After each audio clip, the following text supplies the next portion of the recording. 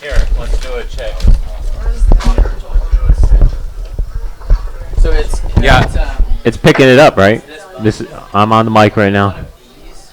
And then also like.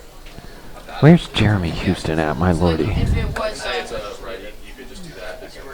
All right. And then maybe go here. how about now? It should be there, right? Check. Check 1, 2. Check 1, 2. 3, 4, 5.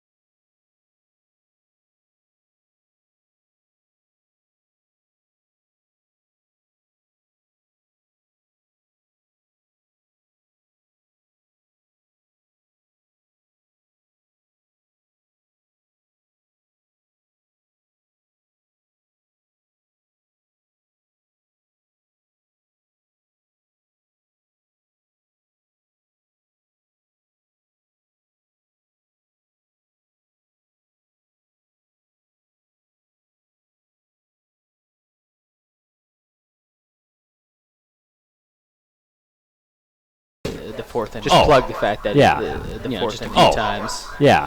Mentioned stick around at least for that. Absolutely. Mentioned stick around at least for that. Absolutely. Mic check 1 2. Testing 1 2 3 4 5. Testing 1 2 3 4 5. All right, check 1 2 3. Talking to Lucy the dog right now. Talking to Lucy the dog right now. Are we good? Are we good? Awesome. Fantastic. Awesome. Fantastic. It worked out. It worked out. We're gonna have Peter Gammons. We're gonna have Peter Gammons is gonna come on in the fourth to join us. No, we reeled him in, and he said he's gonna come top. No, we reeled him in, and he said he's gonna come top 4. Oh, that was all Sam. That was all Sam. I just. Oh, that was all Sam. That was all Sam. I just was there. We charmed him. We charmed him. Is there a third chair we could bring in? Is there a third chair we could bring in? Yeah, we're very excited. So he'll hopefully be on for that whole inning. So he'll hopefully be on for that whole inning. Yeah, I'm working on it now. Yeah, Sam's gonna. Take I'm working on it now. Yeah, Sam's gonna take the point on it. Levels. Lineup. Oh, levels. Sorry, I don't. Lineup. I don't know why my phone was. I don't know why my phone was earlier. Sorry, buddy. Being silly earlier. Sorry, buddy. Quick sec. Just give me a quick sec. Peter Gammons. Peter Gammons. I would say Peter Gammons, comma. I would say Peter Gammons, comma.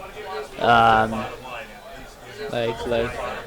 Yeah, he's a writer. He's a writer. Yeah, he's a writer. He's a writer. No, he used to work for the Boston Globe. He used to work for the Boston Globe. He worked for the Globe. He worked for his like Twitter bio. He like has done a little bit of everything. I might just say baseball. Has done a little bit of everything. I might just say baseball. BBWWA. Let's see, Gammons. Yeah, longtime baseball writer.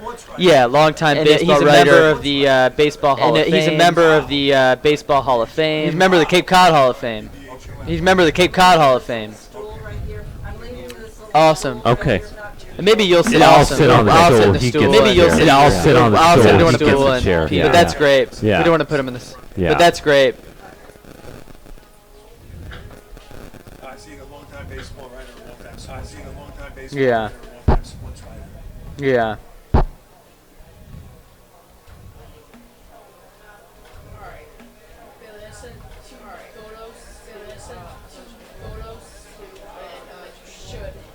And he's in the Cape Cod Baseball League Hall of Fame? He's in the Cape Cod Baseball League Hall of Fame? He is. Gotcha. That will be what, CCBL, HOF? That will be what, Yep. CCBL, HOF? Yep. Yep. Yep. Long-time baseball writer, CCBL, baseball writer, CCBL, or member, CCBL, or member, CCBL, HOF.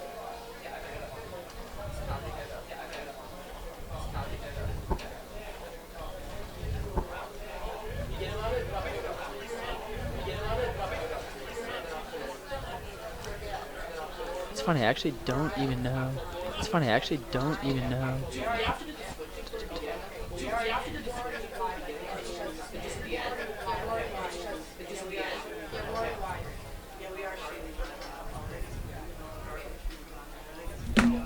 Does that mean our mics are hot right now? Does that mean our mics are hot right now? Okay. We muted him. I muted us. We muted him. I muted us. As a varsity, you guys can do is if you have like a window, if you have like a chat, open a window, like so like you guys can check everyone's email, and then so like you guys can check everyone's email, and then so like So right here, yeah. So right here, and then the chat will be right there. Exactly, yeah. So someone already said something. Exactly, yeah. So someone already said right on it. Where is It's up there on your right. Oh, hey, Cotuit. Look at that. Hey, Cotuit. Look at that. Awesome. Thanks, Bobby. Awesome. Thanks, I call you a new thing every time. I call you a new thing every time. Yeah. Hey, is Mason? Is Zack downstairs? That's a good one. Yeah, they're Zack downstairs. Yeah, they're somewhere. Alright, so I'm gonna go for somewhere. Alright, so I'm gonna go for Okay.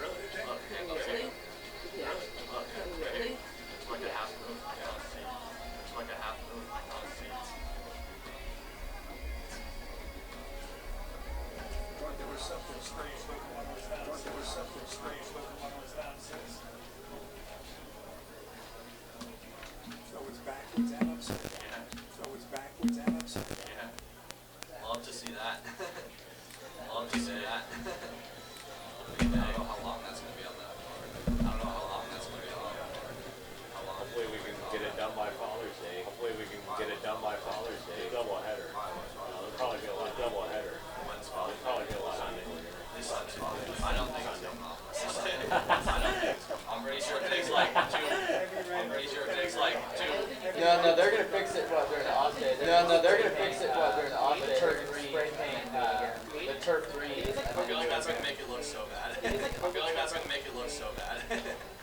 Do you talk to Peter James yet? He's coming up in the fourth. He's coming up in the fourth. Join the broadcast. He's gonna drop the broadcast. We have a mic. We've had check. Yeah, we have a mic. Yep, we've had check for him. See if it worked. Yep, we've checked.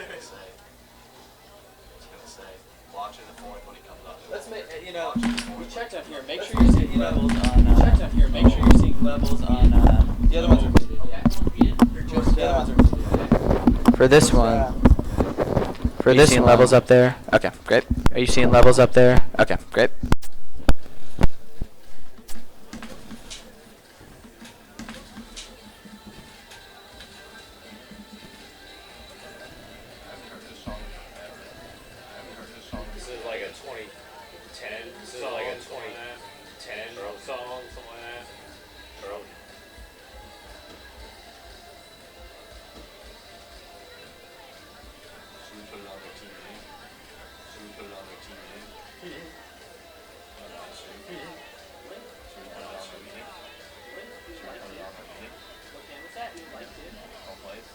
set. Home plate. They're talking about uniforms right now. They're talking about uniforms right now. I don't know. Martha's like, Martha's like,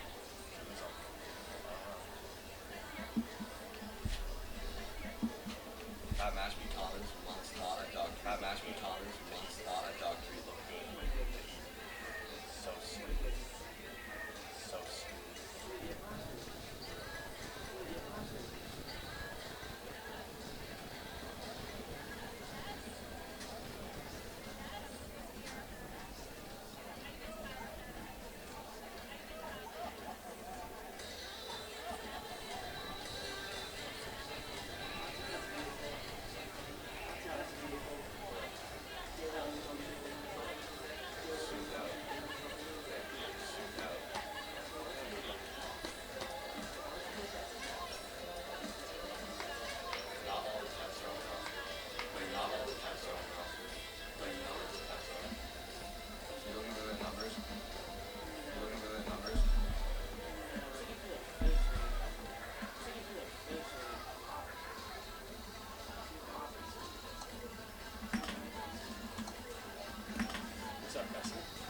Hey, what's up, guys?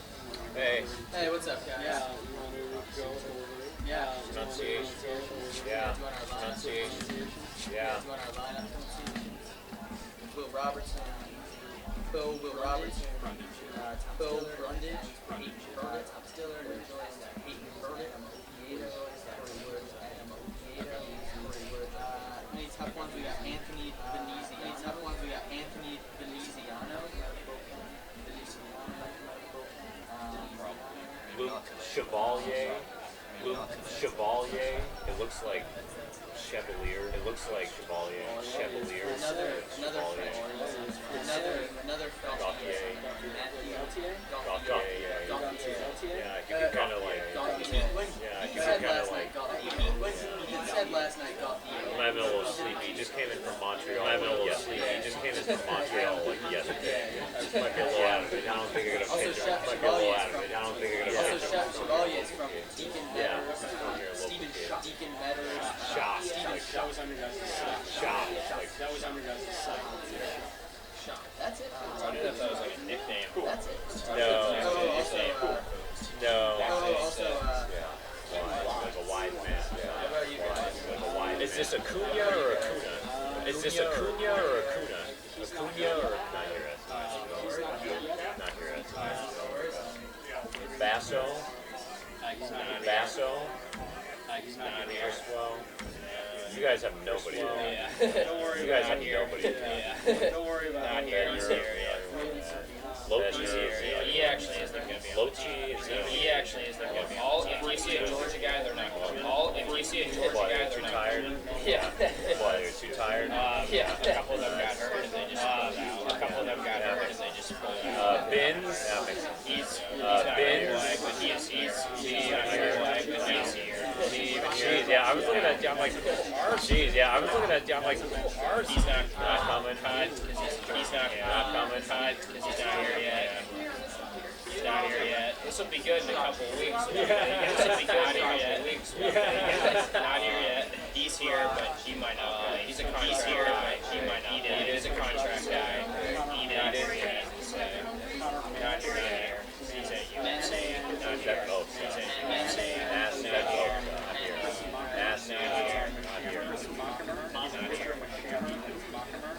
He's here, but easy to say. He's here, but easy to say. He's here, Chris Wright. He's here, Chris Wright. Dusty's son here? Yeah, he's not coming till Dusty's son here? He's not coming till July. Dang it. I'm a Red fan. Dang it. I'm a Red fan, so that's why. Dusty's son has a check. Oh, that sounds way better. Chef check. Good. That sounds way better. Chef check. Good. Manus. Centracchio. Trachio. Trachio.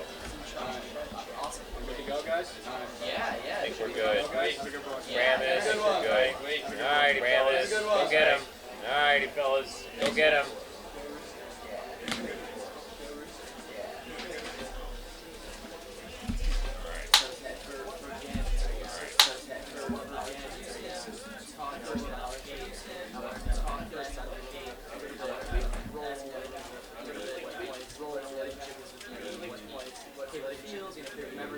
maybe take two field, favorite memories that you maybe two, favorite part of the job. That's favorite part of the job. World Series. I was going to ask you maybe who was one player that you saw out here that was one player that you knew was going to be great, you knew was going to be somebody that was anointed right away, somebody that was anointed was you were somebody surprised, was you were surprised, maybe they weren't that good year, but now they're a star, that kind of thing.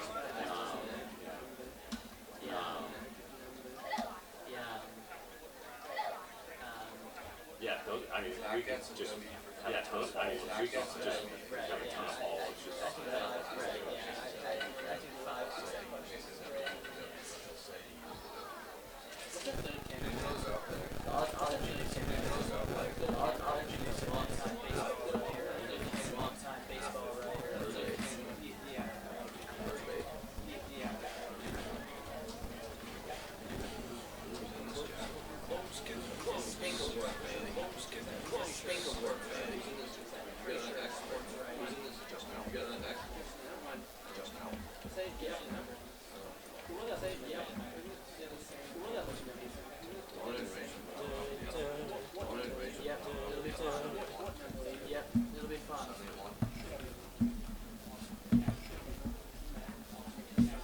I feel like there's tons of dust. I feel like there's tons of dust. Dust or pollen probably dust or pollen probably too because it's the season.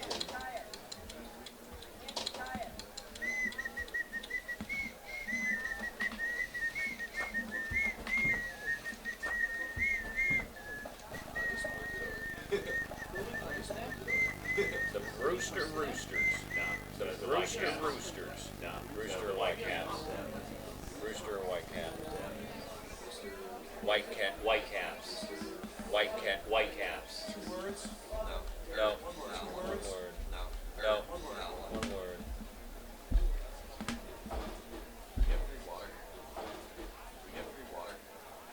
I don't know. That's a great question. I would hope. I don't know. That's a great question. I would hope. You're probably right. You're probably right. Yeah, you're right. Because on the scrimmage, I wanted to fill up my. Yeah, you're right. Because on the scrimmage, I wanted to fill up my canteen. Drought. There's a drought. Christian Bachmer. Did you hear that one? Christian Bachmer. Mockimer. Yeah, I saw that. Mockimer. Yeah, I saw that. Zack Lingenfelter.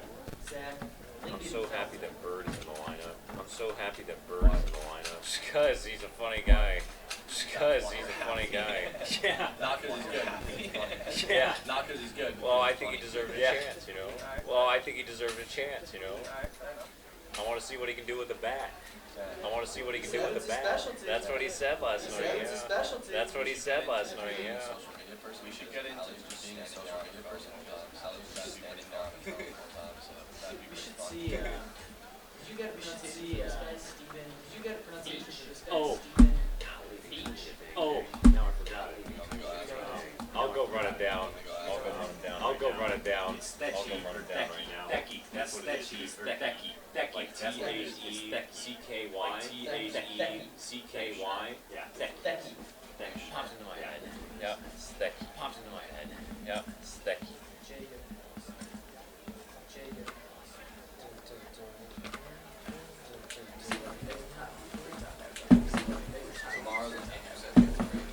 Tomorrow's an 80% chance of rain. Yeah. Do they replay the games? Might postpone it. Might postpone it. An off day, maybe. Very minimal off days. An off day, Very maybe. minimal off days, and I bet you there's like Yeah. none that they both have. Yeah. I mean, there's probably like one day. I feel like looking at all the previous seasons. Everybody's gotten 44 games. Everybody's gotten to 44 games. Everybody's gotten somehow. Yeah, like somehow they find a way to the game. So somehow they find a way to the game. Someone said like they played like Shadow played like twice or something in one day. Yeah, that's what they were saying yesterday at that meeting. Yeah, that's what they were saying yesterday at that meeting. Something like that. Like they just fit it in somewhere.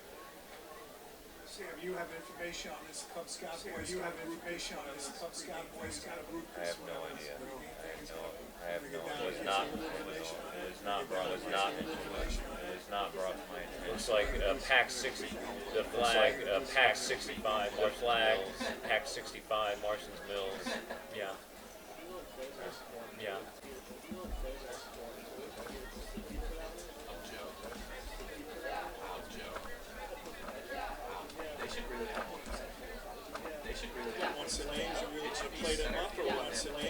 Oh, it's the Boy Scouts? Oh, it's the Boy Scouts? No.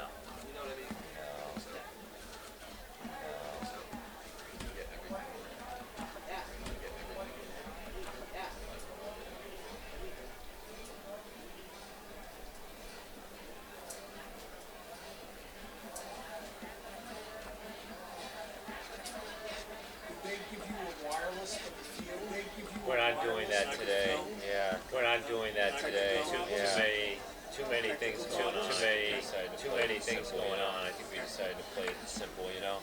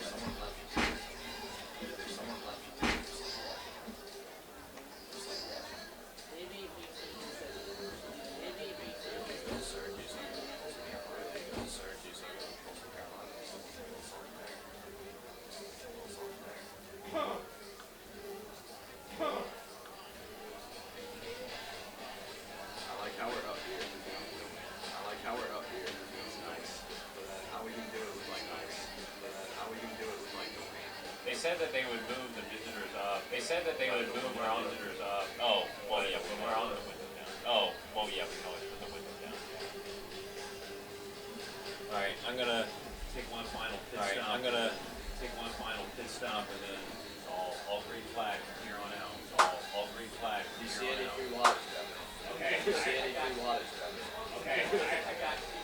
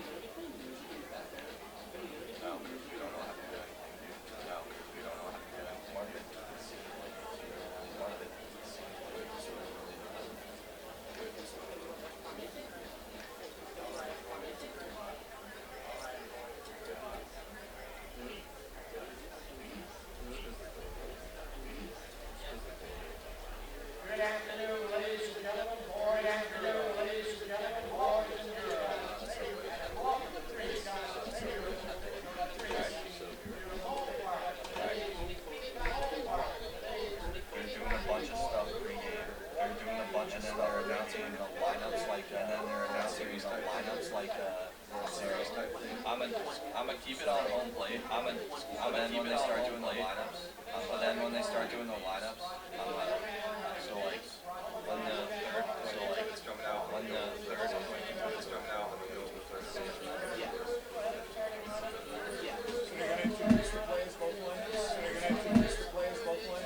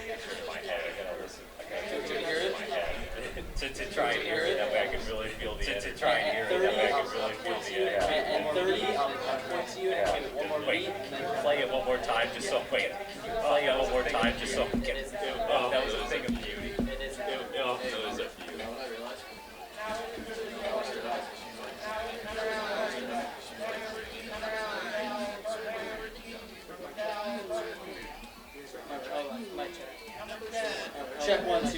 Check 1 2. Check 1 2 3. Check 1 2 3. Check 1 2 3. This is going to be. Check 1 2 3. Check 1 2 3. Check 1 2 3. More peaks. Check 1 2 3. More peaks. How about now? How about now? Check 1 2 3. Check 1 2 3. Okay. All right. Okay. Beautiful. All right. Beautiful.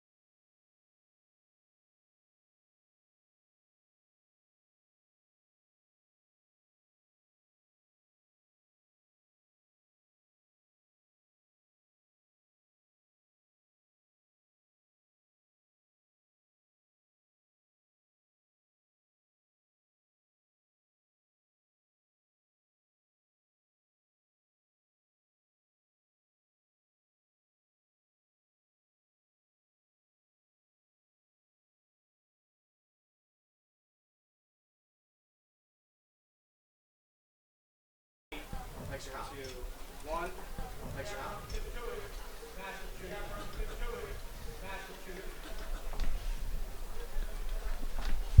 Slowly.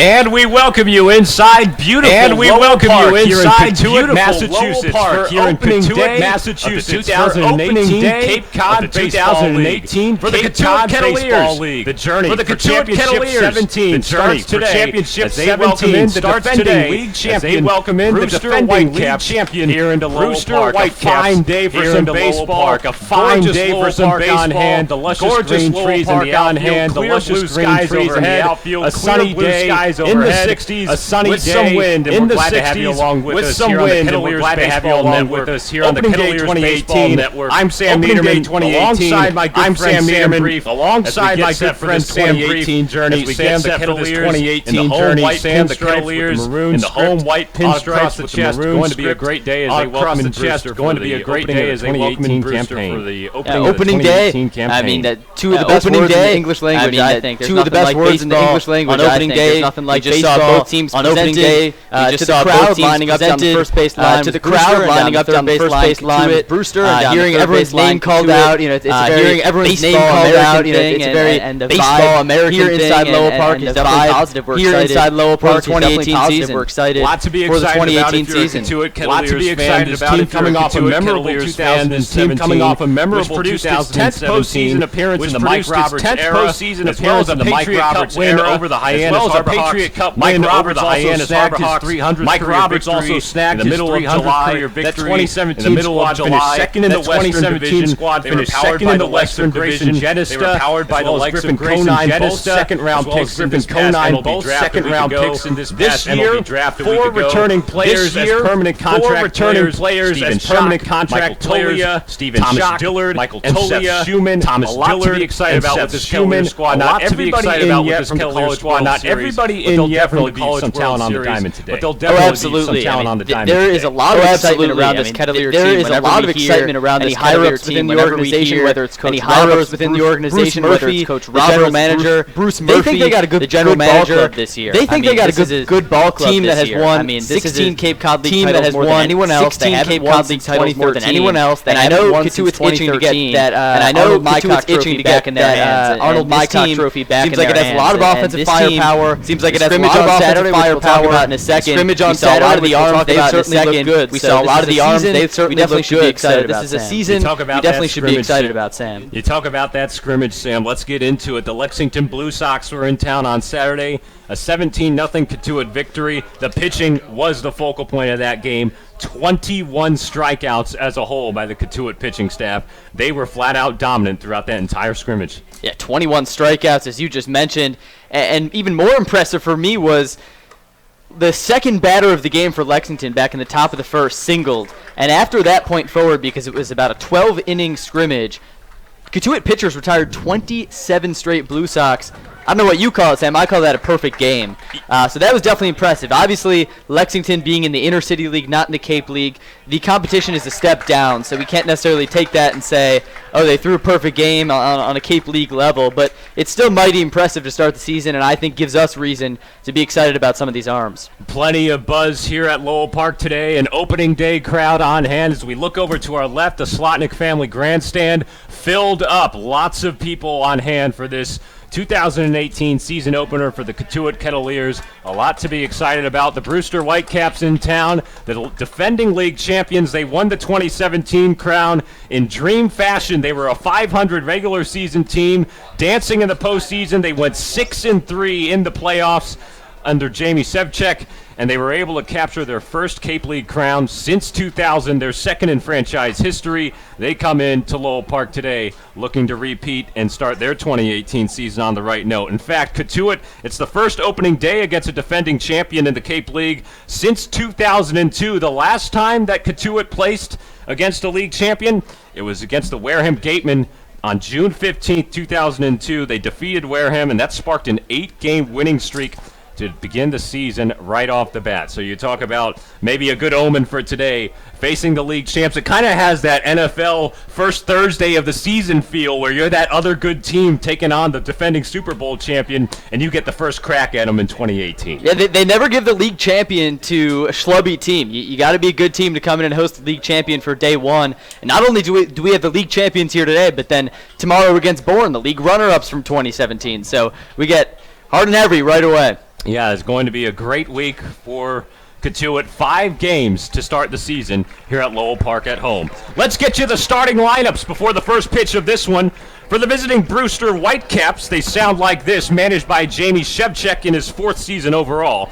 Batting first is Randy Tavares. He'll play third base. Batting second, Paul Witt playing second base. Right fielder Hernan Sardinas bats third. Connor Gramis is the designated hitter, batting fourth. Aubrey Major in center field hitting fifth. Jared Malone at first base hitting 6th. Randy Bednar is in left field hitting 7th. Jared Huber is the catcher hitting 8th. The shortstop, Jeremy Houston, bats in the 9-hole. Starting pitcher for Brewster, a right-hander out of Bloomsburg, Pennsylvania University, Ashton Raines.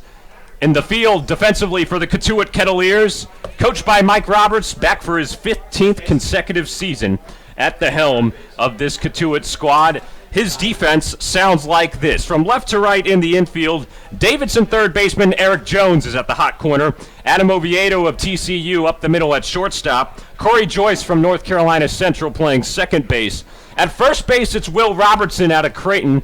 We thought that might be a question mark heading into this game with so many first basemen on this Kettleers team in the College World Series. Keenan Bell, Brady Smith, Jonathan McFarland, all in the College World Series for Florida and Arkansas respectively. Even Michael Tolia of UCLA has yet to arrive. It's Will Robertson that gets the call at first base on opening day. In the outfield for the Kets, Thomas Dillard in left, Bo Brundage in center field, and Peyton Burdick getting the nod in right field.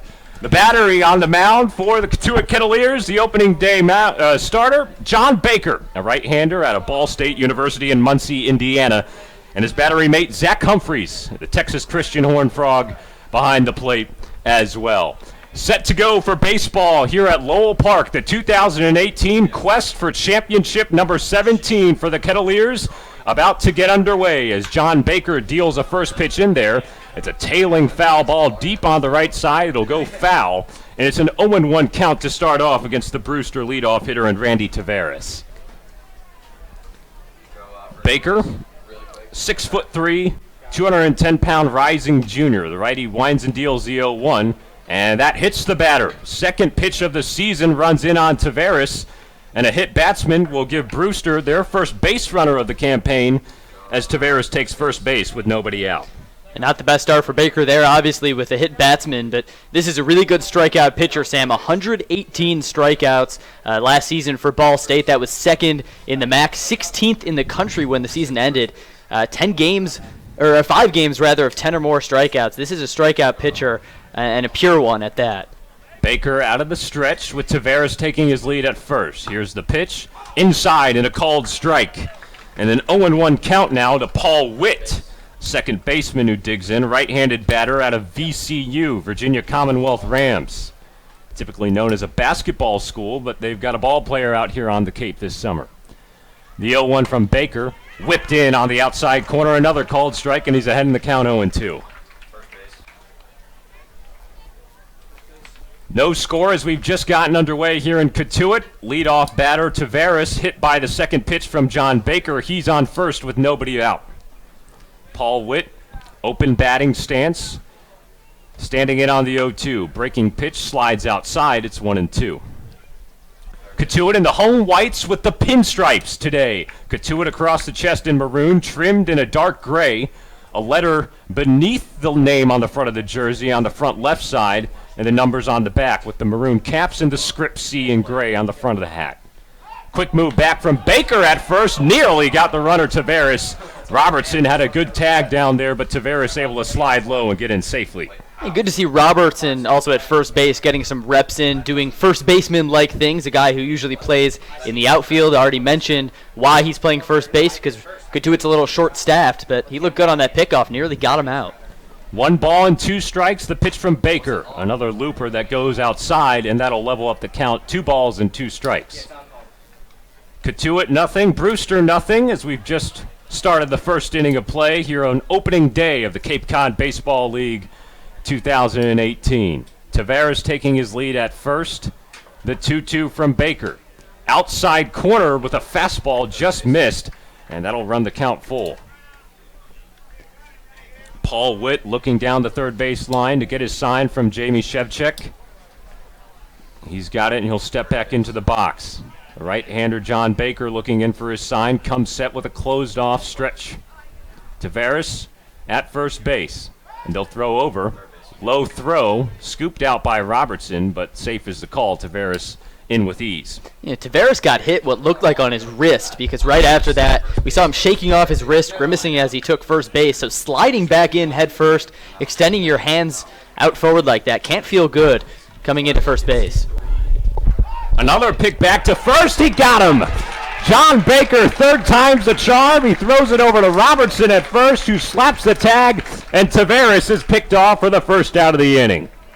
That was expert form. I mean, Tavares was taking some really big leads, Sam. The first 2 attempts were really bang-bang plays. I thought one of those could have been called an out, actually, been that time. And no-brainer, Tavares just leaking out a little too much. The payoff pitch fouled up in the air, straight back by Witt.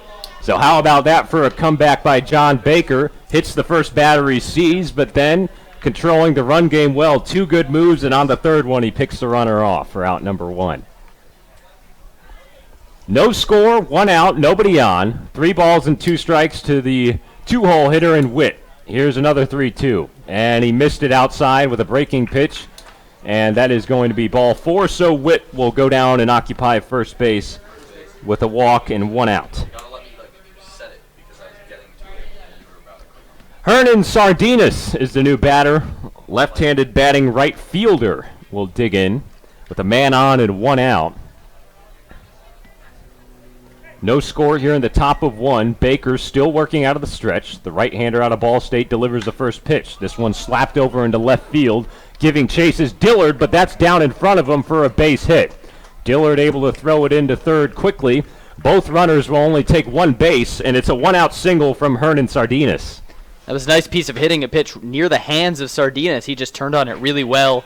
Got it to go oppo field, and right now Baker getting rung up a little bit. We saw the hit by pitch. He rebounded well with the hit by with the pickoff over to first base, but he's just got to settle in here. I mean, get those opening day jitters out, and he'll be fine. Baker now in a situation with runners on first and second, only 1 out in the inning, and facing the cleanup batter for Brewster and Connor Gramis, designated hitter who bats from the right side. First pitch is in there at the knees with a slider, and that's a good called strike for an 0-1 count. Eric Jones, the third baseman, playing in on that corner just slightly. Outfield at normal depth, shaded over to the right just a little bit, is Bo Brundage in center field. 0-1 the count. Runners on first and second and 1 out. Baker looks in. Here comes to the plate. Breaking pitch outside. Good stop by Humphries. It's 1-1. Brewster in the road traveling teal uniforms, a very nice kind of turquoise-ish color with the white letters and numerals. Brewster across the chest. White pants and teal and dark blue socks. Stirrups here for the batter in Gramis. Time called by the home plate umpire. And we're ready to go again. Lowell Park looking good as ever on opening day. The beautiful green trees as a backdrop, scoreboard out in left center, and the script C behind home plate. Baker comes set for the 1-1. Here's the pitch. Chopped over to third. Jones has it. He'll take the force at third. Fire over to first. It's a double play. Eric Jones, 5-3 with a double play to get the Kettleers out of the top of the first.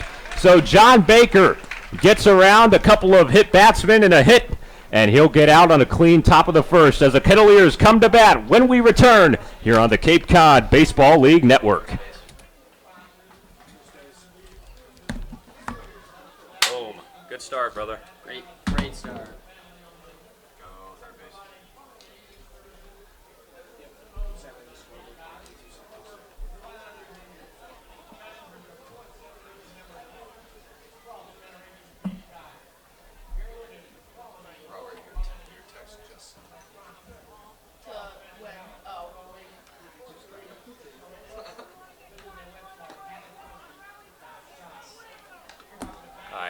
I'll come back for the starting line. Yep.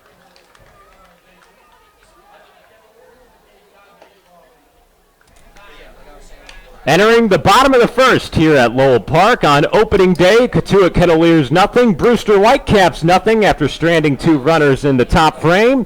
Let's get you the starting lineups for your home team, Cotuit Kettleers. Leading off and playing first base, Will Robertson. Bo Brundage in the 2-hole today. He's playing center field. Thomas Dillard is back on the Cape and in Cotuit for a second consecutive season. He bats third, playing left field. Cleanup batter, the third baseman, Eric Jones, who you just heard with a 5-3 double play to get us out of the last inning. Peyton Burdick is batting fifth and playing right field. Corey Joyce, the second baseman, batting sixth. Zack Humphreys hitting 7th and doing the catching. Adam Oviedo is the shortstop, hitting 8th. Corey Wood rounds out the order at the 9 spot. He is a designated hitter. Once again for the Kettleers, Robertson, Brundage, Dillard, Jones, Burdick, Joyce, Humphries, Oviedo, and Wood. Starting pitcher John Baker, who just got out of the scoreless first half inning, the right-hander out of Ball State University.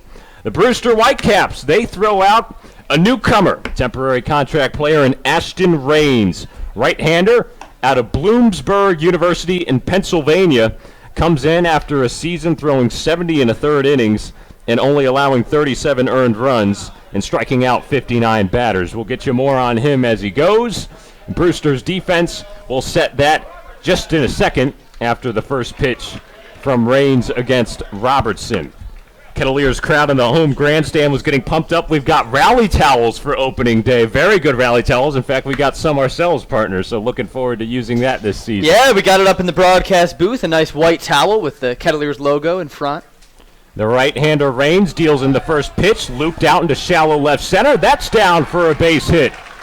Will Robertson, first pitch he sees, sends it in for a leadoff single.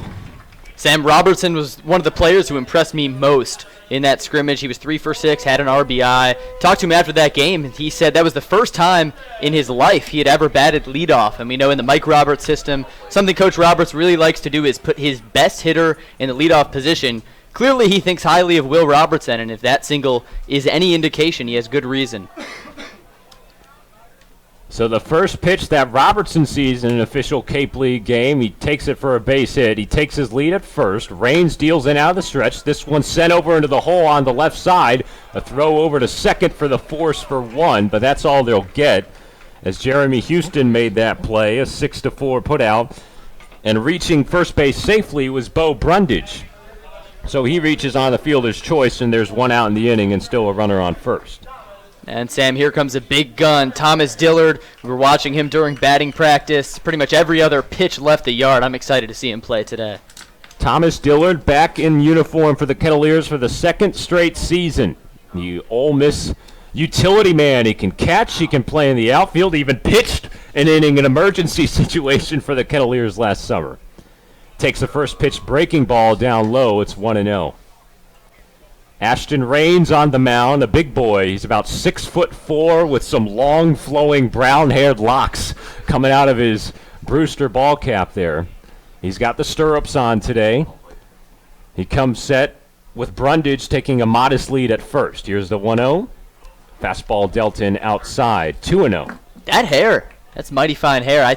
He might be right up there with Steven Schock, who's over in our bullpen for best hair on the field today. Kind of a Tim Lincecum hair, if you will. It's flowing, and the wind blowing 21 miles an hour out, so those locks are flowing in the wind.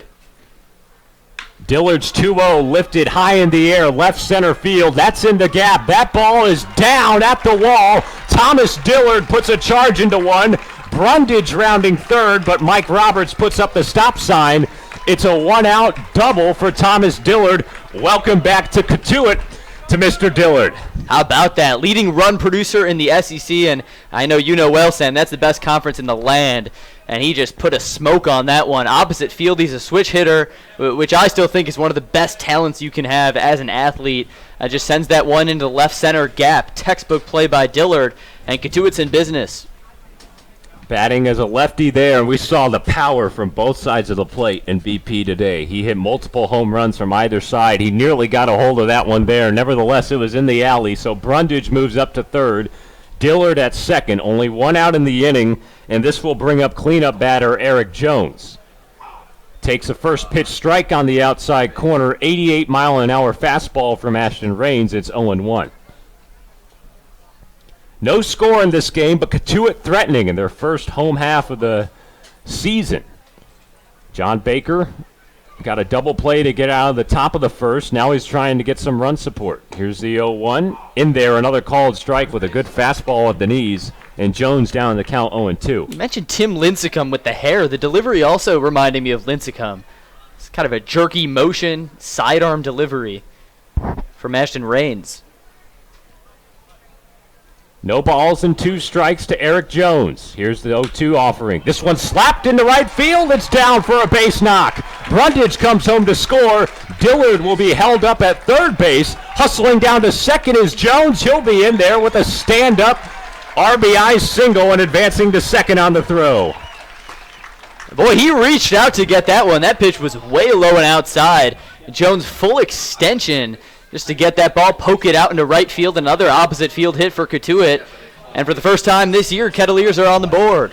1-0 Cotuit in the bottom of the first. The RBI single from Eric Jones. He went up to second base on the throw home from right fielder Hernan Sardinas. Thomas Dillard had to put the brakes on around third. And here comes the 5th hole hitter, and Peyton Burdick, who will take an off-speed pitch outside for a called strike, 0-1. Only 1 out here in the bottom of the first. Cotuit with 1 run home. Runners on second and third for Burdick. Open batting stance for the right-handed batter. Takes a hearty cut through an inside fastball. It's 0-2. I know Peyton's antsy to swing. He told us last night that, at least before batting practice today, he had yet to take a live at-bat for Cotuit, just infield-outfield drills.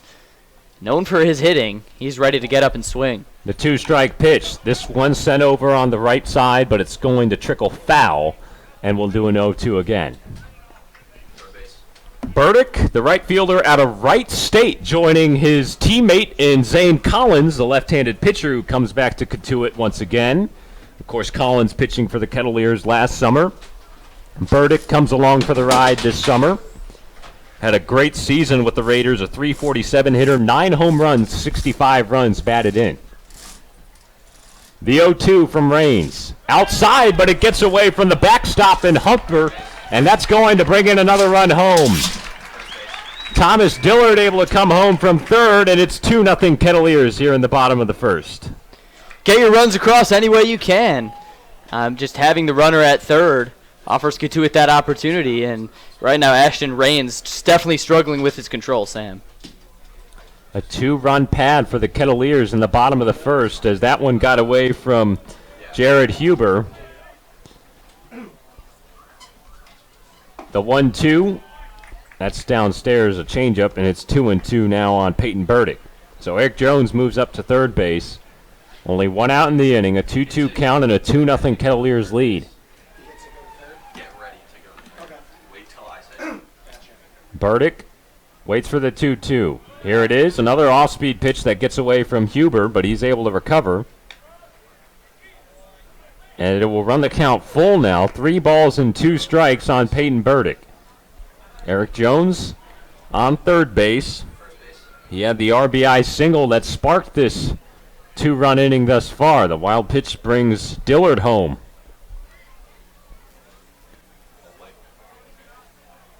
Raines comes set for the payoff pitch. Here it is. Fouled back, and we'll do it again. Slight breeze now, but as you said earlier, Sam, 21-mile-an-hour winds. It was gusting during batting practice in the lead-up to this game. They've calmed down just a little bit, but you can see the trees swaying back and forth there in the outfield and along the left field line. 3 balls and 2 strikes to Burdick. We'll do it again. Here's the pitch from Raines, lifted high in the air, and that's going to tail back foul. Burdick's fighting, certainly making Raines pitch. And yeah, this wind definitely looked like it was going to be a factor early. Those trees still swaying in the outfield, as you said, Sam. We talked to Mike Roberts before the game. He said this was the most beautiful weather for an opening day he's seen if the wind calms down. And it looks like it's calmed down ever so slightly. Might get that wish. Raines comes set. Jones taking his lead at third. The 3-2 again. High drive into left field. A deep drive from Burdick. That ball is gone. Peyton Burdick delivers a 2-run home run in the bottom of the first. His first at-bat. It's a Cotuit Kettleer in 2018. It's a round tripper, and it's 4-0 Cotuit. How about it? All smiles for Peyton as he rounds the bases. Welcome to Cotuit. Said he didn't have an at-bat for the Kettleers before today in practice or in a scrimmage. And then after making Raines really work in that at-bat, he had to throw a healthy amount of pitches, just gets a hold of it and drives it right near the Loa Park scoreboard in left center field. 4-0 What a way to start the season. Peyton Burdick delivers, as you said, Sam. He was excited to actually face some live pitching. We talked to him last night at the welcome party dinner. He said, I haven't even had a chance to face any live pitching so far through practice. The first chance he gets in a game, he takes full advantage. A 2-run home run that also scores Jones, that extends the Cotuit lead 4-0. Still only 1 out in this inning. And now Brewster going with a mound visit as the coaching staff and infielders will disperse. And Ashton Raines trying to rein it in here with a 4-0 Cotuit lead.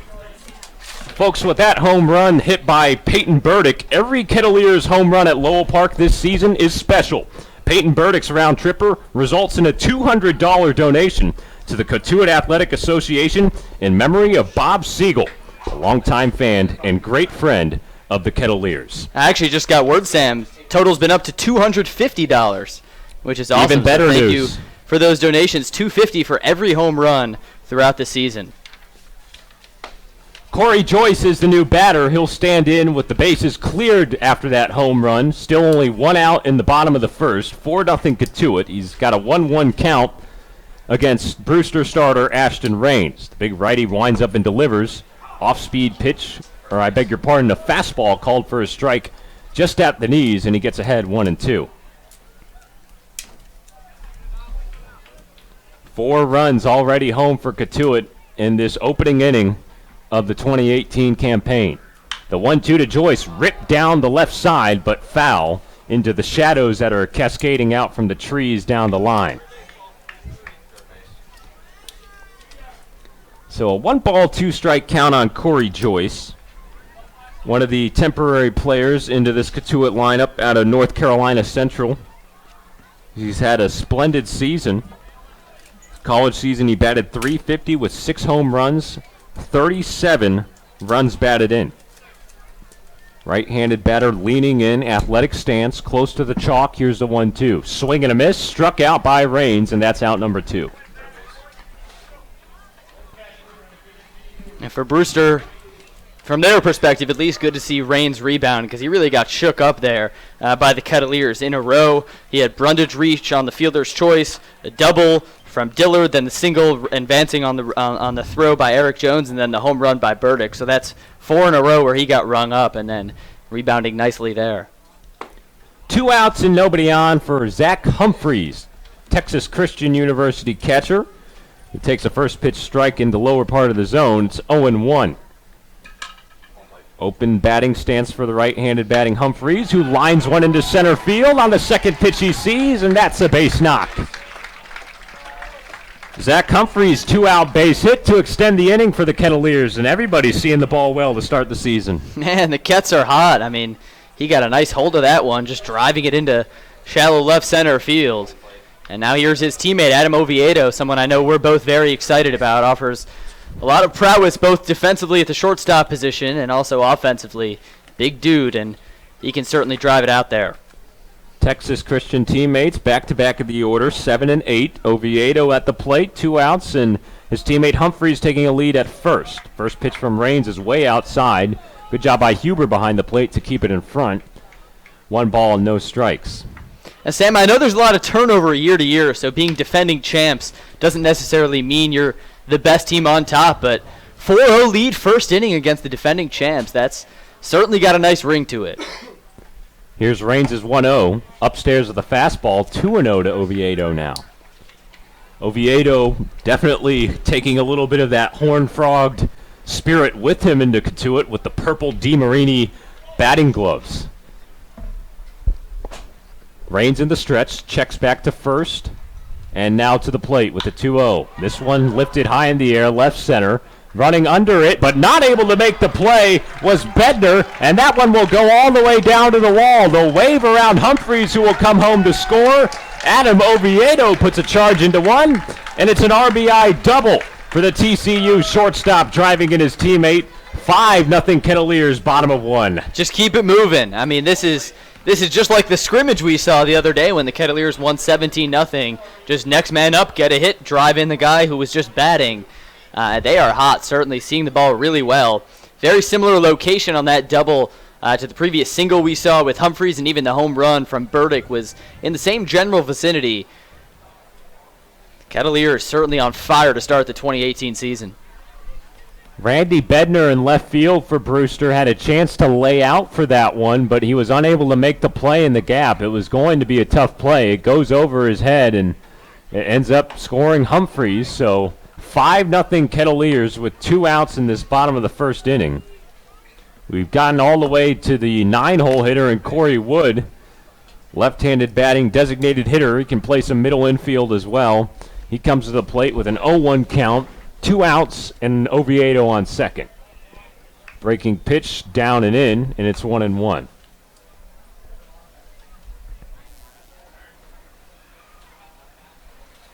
Good to have Wood in town, one part of that Coastal Carolina contingent. Just arrived in Cotuit. The 1-1. Off-speed pitch caught the bottom of the zone. It's 1-2 now. A pair of Coastal Carolina Chanticleers in Cotuit, Mass. this summer. Anthony Veneziano, a left-handed pitcher who had a stellar season as well, joining Corey Wood here on the Cape. Both will be wearing the pinstripes for the Kets this summer. The 1-2, slinged outside by Rains, and that'll level up the count. 2 balls and 2 strikes. We got any idea what a Chanticleer is? I have Some a feeling sort you of do. bird. Of course, one of our video production interns, and Max Coran back here, a Coastal Carolina kid as well. Maybe you could explain in the inning break. Here's a 2-2. Fouled off by Wood. It's some sort of bird, just judging by the logo, at least, from what I know. Yeah, Google.com is telling me it's a name given to a rooster. Yeah, a rooster. Especially in fairy tales. Yeah. Okay. It kind of looks like a gamecock. Like it reminds you of South Carolina Gamecocks a little bit.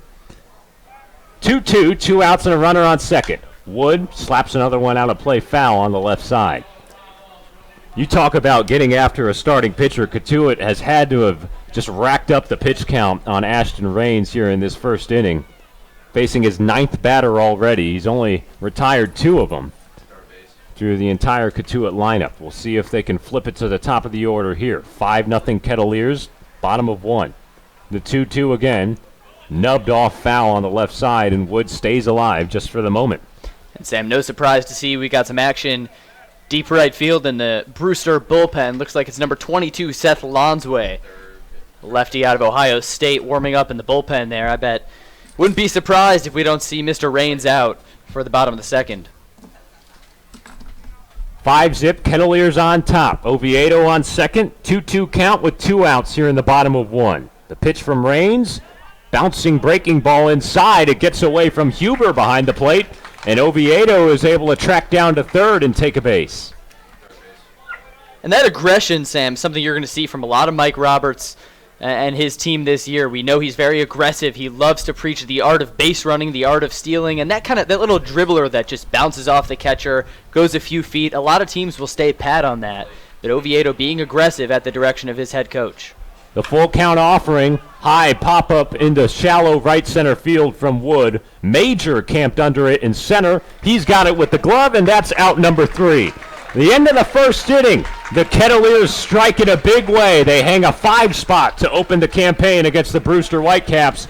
5 runs on 6 hits, 1 man left. After an inning of play, it's the Kettleers 5, the Brewster Whitecaps nothing. We head to the second. You're listening to Cotuit Kettleers Baseball on the Cape Cod Baseball League Network.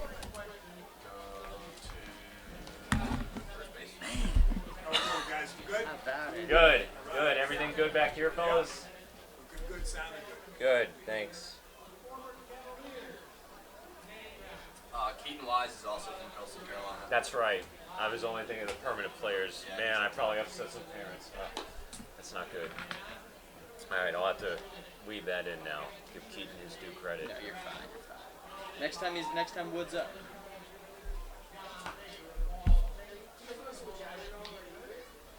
You want to go? Was there an error in that inning? Was that a pass ball or a wild pitch? I call it a wild pitch. I called it a wild pitch. Yeah. I knew. There was no error. Okay. What's up? Do we ever get the umpires' names? Yes. Mark Wilson. Rob Wilson. Mike Collier at first. And pronunciation of this one, I'm not sure, but I'm going to go with Mark Piantadosi. Mark Piantadosi. Who's leading off? Calling balls and strikes. Who's leading off? Aubrey Major. Aubrey Major. All right, you ready?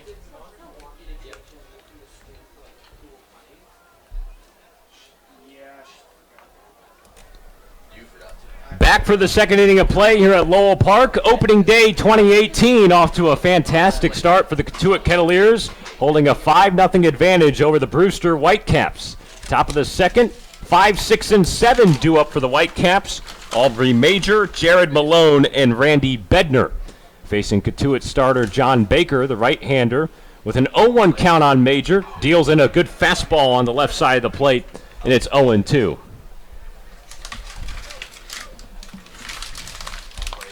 Here's the 0-2 from Baker. Bouncing ball outside. It's 1-2.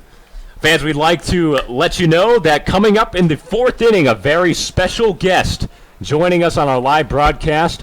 Sports writer and Cape Cod Baseball League Hall of Famer Peter Gammons joins us for a live interview in the fourth inning. So stick around for that. Mr. Gammons, of course, very involved with the Cape League, with plenty of sports knowledge and history in his days with Sports Illustrated, now with the MLB Network.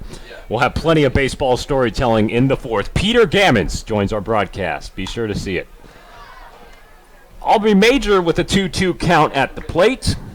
The leadoff batter in this inning just fouled one off as he stays alive. Left-handed batting center fielder with a very open stance. Going up against John Baker on the mound. Baker winds up the 2-2. Breaking pitch, chopped over to second base. Joyce able to get it at his chest, but a wayward throw takes Robertson off the bag, and Major will reach first base. I'd probably mark that down as an E4, an error on the second baseman, Joyce.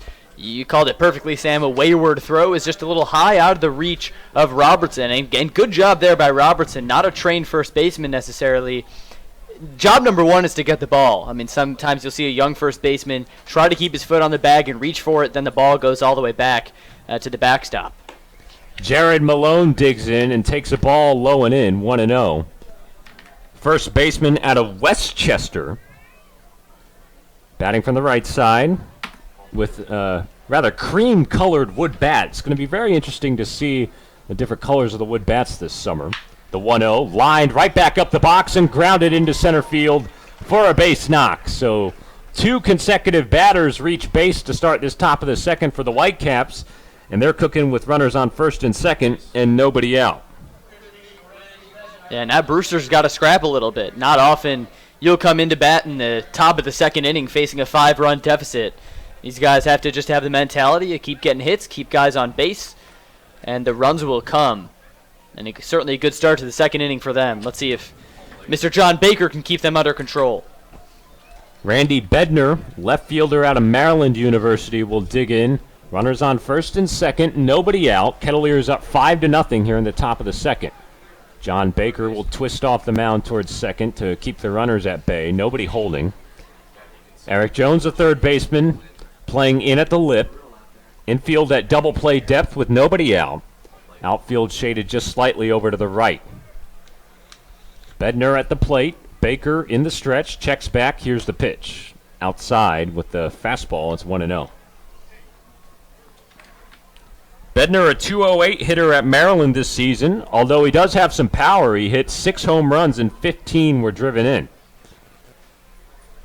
Kettleers catcher Zack Humphreys will come out from his crouch and give the signs on the chest to the infield and the whole team. Make sure the defense is on the same page. Here we go with the 1-0. Major at second base. Malone taking his lead at first. Infield at double play depth and creeping in a little bit. Here's a 1-0. Fastball, called strike at the knees, and Baker comes back for a 1-1 count.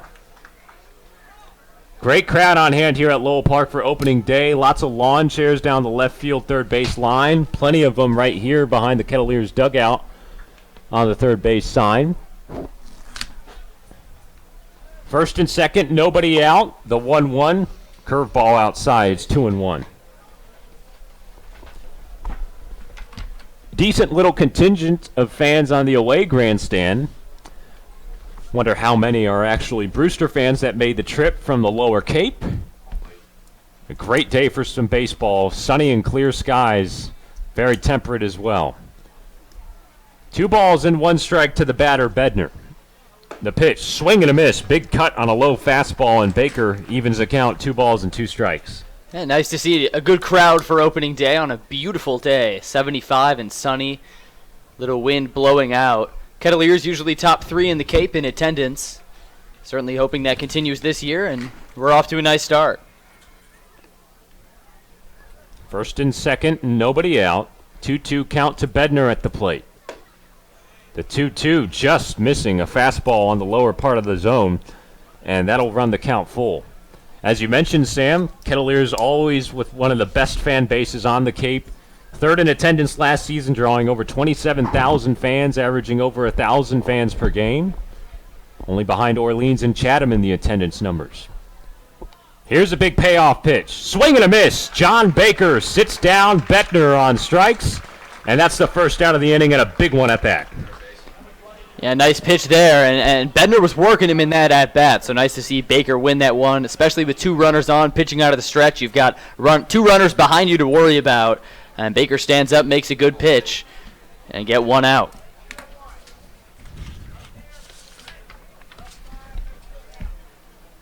New batter, Jared Huber, the catcher, in the 8th spot as he takes a fastball outside for ball number 1. This inning started off with Aubrey Major reaching on an error by second baseman Corey Joyce, just a throwing error that took Robertson off the bag. The 1-0 called strike with a fastball inside, 1-1. Then Jared Malone hit a single right back into center field on the ground. And Randy Bednar was just struck out swinging by Baker. A 1-1 count here with 1 out in the inning to Huber. Here's the pitch. Downstairs with another fastball. It's 2 balls and 1 strike. Huber, 279 hitter this season at Stephen F. Austin. How about that? The Cinderella in March Madness, usually. Lumberjacks. The Lumberjacks, that's right. The 2-1, and Baker will spin once again off the mound to check on Major at second base. Yeah, however, nobody holding. Infield still at double play depth with 1 out. Yeah, that one player who kind of looked like a lumberjack. Thomas Walkup. Thomas Walkup, yeah. He had that beard. 2-1. This one sawed into shallow left center. Oviedo has it at the lip of the infield, and he'll throw it on to second for a double play. A base-running blunder by Aubrey Major, who was caught in between second and third on a little bloop. Oviedo catches it in shallow left and then throws on to Joyce at second for another double play. So 2 consecutive innings where the Kettleers get a double play to end it.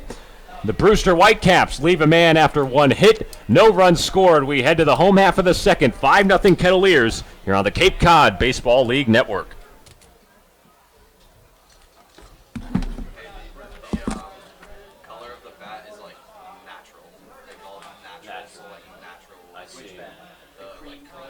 Gotcha.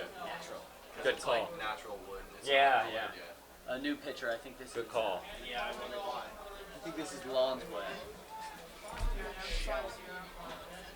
Would be Slaughter like on 10? Bottom of the order, right? Oh, do they have mercy rule? Yeah. They might. I wouldn't be surprised. I don't think they do, actually. They should. I feel like last year we won the opener like 10-0 or something like that. Over Felton. Here, we got Seth Lanza. Who's the new pitcher again? Seth Lanza out of Ohio State. And today, but it's Oh, also, so for the coastal thing, the rooster thing. Yeah, the Chanticleer. So it's a Chanticleer, Chanticleer. and Coastal was in South Carolina were the same school, and then they split up. Oh, really? And they were the Gamecocks. So it was like. Oh, I see. So then they just split, and they're like, all right, we'll do a rooster too. So we picked the Chanticleer. That's interesting. Huh. Well, next time Wood's up, let's do that. Yeah. Lon's way. All right. And I'll do the PSA this inning. Right. Curry? Or no. Chatham. All right. Got it. Ready? Do it coming out. I know you definitely want to do it. I'll do it when we have a chance. Bottom of the second inning, Kettleers with a 5-0 lead over the Brewster Whitecaps. A 5 spot in the bottom of the first. putting the Kettleers in front. They had a couple runners on. The Whitecaps did in that last inning, but they're able to get out of it. The Kettleers do with an inning-ending double play. Adam Oviedo catches a simple pop fly, and a base-running mistake by Aubrey Major is able to get the Kettleers out of trouble. And after that 5 spot, the Whitecaps with a pitching change. New pitcher on. He's a lefty, number 22, out of Ohio State University. Seth Lanza will enter the game. He is a rising sophomore, just finishing up his freshman season in Columbus, and he will face the top of the order for Cotuit as all 9 were at the plate in that first inning of play, starting with Will Robertson to lead off this inning, Brundage on deck, and Dillard in the hole. First pitch to Robertson, big cut and a miss on the inside part of the plate on a fastball, 0-1. Will Robertson led off the game with a base hit on the second pitch, or the first pitch he saw, rather. Checks on an off-speed pitch there, and he went around. It's 0-2. Seth Lanza, the new pitcher on the mound for Brewster, relieving the starter in Ashton Raines, who went 1 inning, allowed 6 hits, and surrendered 5 runs. Breaking pitch in the dirt will make it a 1-2 count. Last year, Lanza drafted by the Cincinnati Reds in the 19th round of the draft. He's from Salina, Ohio, so team within his home state. The 1-2 ripped down the right side, but just foul past the first base umpire, Mike Collier. Had to dance out of the way that time. And Robertson really looking to swing the bat well here. He had that leadoff single. He looked good in the scrimmage, as you said, Sam, and seems to be nestling into that leadoff spot well in Mike Roberts' lineup.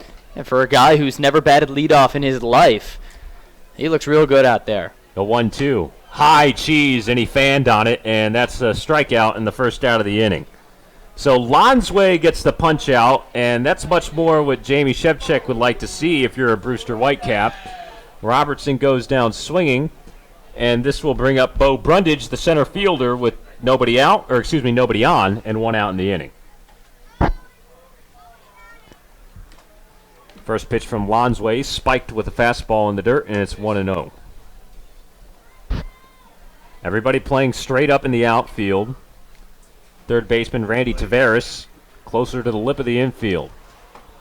The 1-0 downstairs with a 92-mile-an-hour fastball from the southpaw. It's 2-0. Ole Miss slugger Thomas Dillard is in the on-deck circle. Bo Brundage at the plate. Left-handed batter. Takes a 2-0 outside, and it's 3 balls and no strikes now. Brundage reached back in his first at-bat on a fielder's choice and eventually came around to score on the Eric Jones RBI single. The 3-0 got it over for a strike, 3-1. Gorgeous day here at Lowell Park. Perfect day for opening day baseball on the Cape. The 3-1. Swing and a miss right at shoulder height with a fastball, and that'll make it a full count. Tavares goes back to normal depth at third base. Everybody straight up for the Brewster defense. The 3-2. Sent over on the left side, foul and out of play.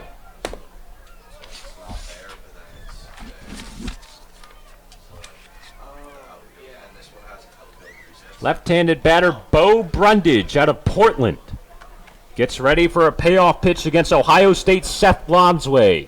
Here it is, fouled straight back into the fence.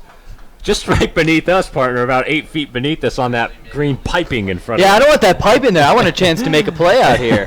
I know you've been playing baseball longer than me, but I got those cat-like reflexes. Oh, you brought your glove. We need to bring it into the booth now. The 3-2 again. Missed it with a breaking ball, and Brundage with a good eye. He takes first base on a base on balls. Very nice, patient at-bat from Brundage. He's a coach's son. His dad, manager of the AAA affiliate of the San Francisco Giants, the Sacramento River Cats. A lot of times, coach's son, you'll see, is a very smart IQ, baseball IQ, and he's showing it off there. Fans, the Beach House Grill at Chatham Bars Inn Resort and Spa is the perfect spot for a seaside lunch or evening clam bake. Chatham Bars Inn Resort and Spa, a proud member of leading hotels of the world. Runner is going on the first pitch, and Brundage steals a bag. Going down to second easily. No throw from Huber behind the plate. A ball on the pitch as well, and Bo Brundage with the first Kettleers steal officially of the season by my count. We'll see a lot of those this season. 9 stolen bases in that 12-inning scrimmage, and those were 9 in pretty much the first 5.5 innings or so.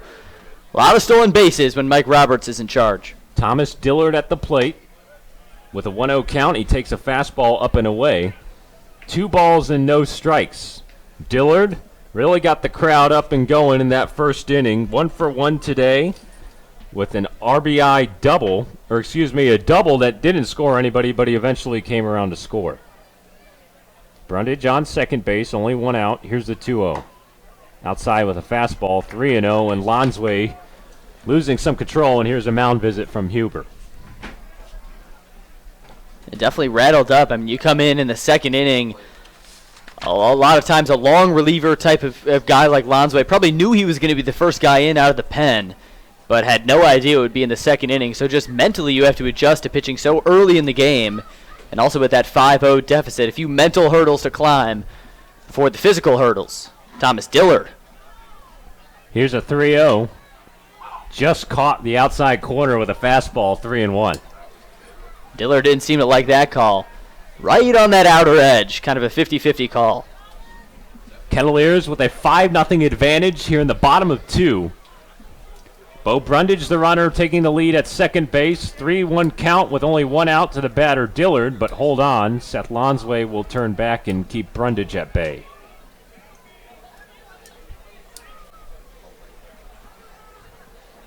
Dillard batting from the right side this time. Here's a 3-1. Missed outside. It's a 5-pitch walk. So the Kettleers putting runners on the bases once again here in the bottom of the second, already with a 5-0 lead. Bo Brundage reached on a 4-pitch walk. He stole second base, and then eventually Dillard works the 5-pitch walk to make it runners on first and second. Only 1 out in the inning for the cleanup batter, Eric Jones. There's a glare, but if I keep it to like there, it's good. Yeah, do that then. Alright, we'll start using this to like there. Jones delivered with an RBI single back in the first. First pitch from Lonsway outside with a fastball in the dirt, 1-0.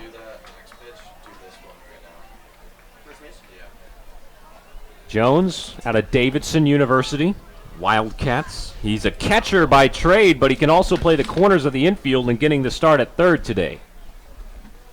Infield at double play depth with 1 out. Nobody holding Dillard on first. Both runners take their leads. Here's the 1-0. Inside with a changeup right there from Lonsway. It's 2-0.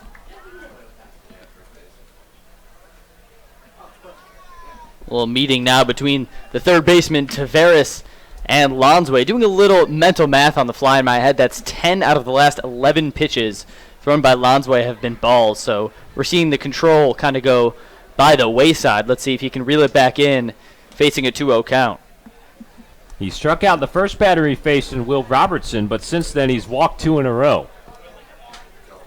He's behind in the count 2-0 to Eric Jones here. In need of a ground ball. The southpaw delivers up and away, and it's 3-0 to Jones. There's 11 of 12.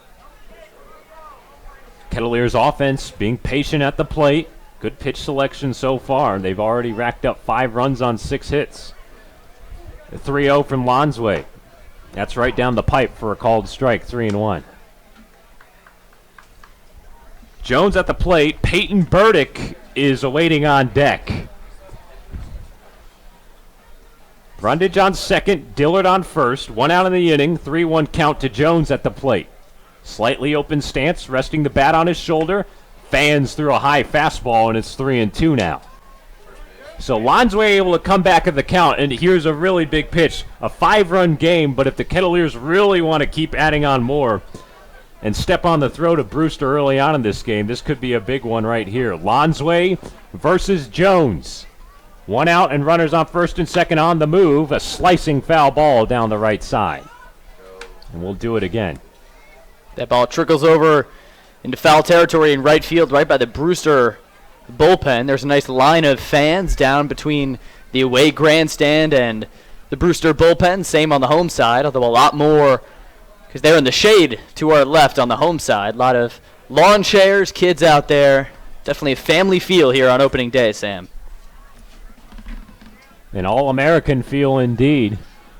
Here's another full count. Nubbed over to shortstop, taken by Houston. He'll go on to first, and they get a double play out of it. So they get a 6-4-3 double play that'll clear the bases, and that'll end the threat for Cotuit. We head to the third inning. Kettleers still in front, 5-0. Sam Brief has the play-by-play. When we return, we'll be right back on the Cape Cod Baseball League Network.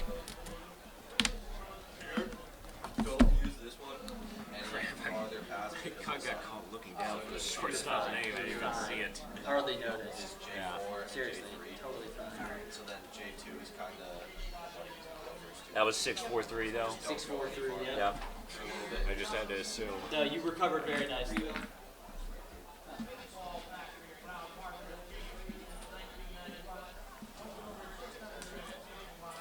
Still Baker right there, yeah. Houston, Tavares, and then Witt and Baker.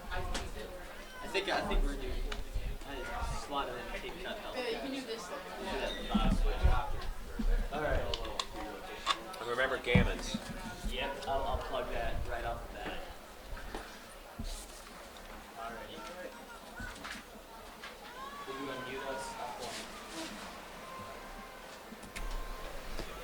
Welcome back inside our broadcast booth here at beautiful Lowell Park. Sam Brief alongside Sam Niederman, our entire Cotuit Kettleers media team, bringing you the broadcast of this first of 44 games on the docket for 2018. Opening day, 2 words synonymous with hope, promise, baseball, America. It's a fun time here at Lowell Park today. A 5-0 lead for the Kettleers to add to the fun times, highlighted by a 2-run shot by Peyton Burdick, right fielder out of Wright State, back in the bottom of the first inning, blew this game open. Cotuit's got 5 runs on 6 hits compared to no runs on 2 hits for the visiting defending champion, Brewster Whitecaps. Only one guy out of the 18 in the starting lineups today we have yet to see, and that's Jeremy Houston, shortstop out of Indiana University. And he fouls one straight back for strike number 1. John Baker still on the mound for Cotuit. He's gone 2 innings strong, giving up just 2 hits and no runs to the Whitecaps. Here's the 0-1 to Houston, a breaking ball that loops into the zone, called strike 2. 5:48 local time, sun starting to set, but still a sunny day out on the field. Here's the 0-2, another breaking ball, high and outside. Ball 1. Shade starting to creep in ever so slightly onto the field. You know, we're surrounded by a lot of trees here at Lowell Park, so we're seeing the shadows of those trees start to project onto the field as Houston fouls another one straight back to keep it at a 1-ball, 2-strike count.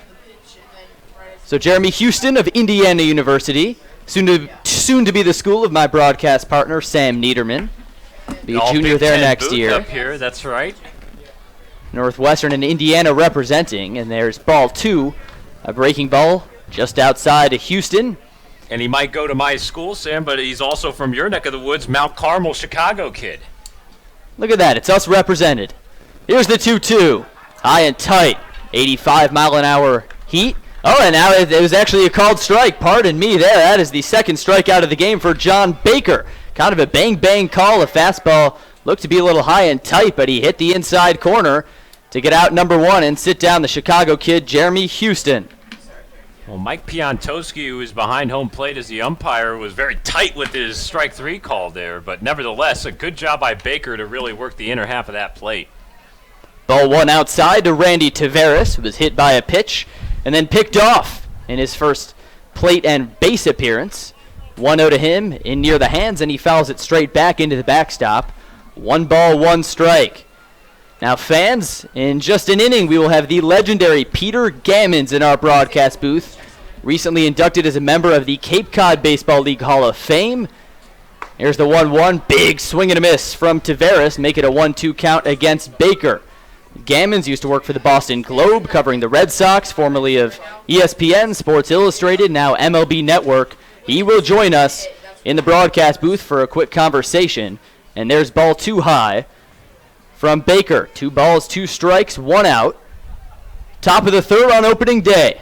Cotuit 5, Brewster nothing. Here's the 2-2 from Baker. Just outside. Load up that count, 3-2. A good-looking off-speed, though, from John Baker. Nice spot. Let's see if he goes back to it on the payoff. Here is that payoff pitch. Swinging 3. Second consecutive strikeout for Baker. And now 2 outs in the top of the third. And Sam, we know Baker's a strikeout guy. 118 strikeouts this past season for Ball State. That was second in his conference, top 16 in the country. And now he has 3 today and 2 in a row. Yeah, he was the ace of that Cardinal pitching staff, and he's got some good stuff that can get batters down via the K, and he's done it now today 3 times, 2 in a row, as you said, Sam. Really starting to find his groove, and he's gotten help from the offense, a 5-run lead, but also some really long innings to get some rest and get his feet under him. Now let's see if he can settle into a rhythm. First pitch was fouled off by Paul Witt, the 2-hole hitter out of VCU, playing second base today. And he takes a big cut and a miss for strike 2. A quick 0-2 count now. Witt walked back in the first inning. 2016 West Virginia Gatorade Player of the Year for Virginia Commonwealth now. Here's the 0-2. Swing and a miss. And Cotuit holds on to a 5-0 lead heading into the bottom half of the third. Don't go anywhere. It's Cotuit Kettleers baseball right here on the Cape Cod Baseball Network. Nice, man, nice. Good job.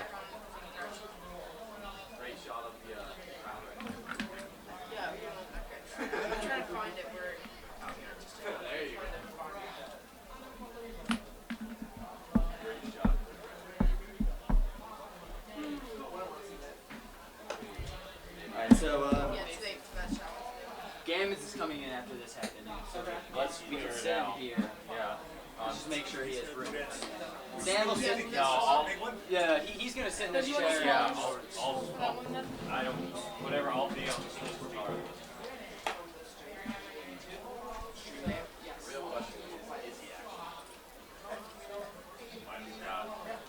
I reminded him right before first pitch.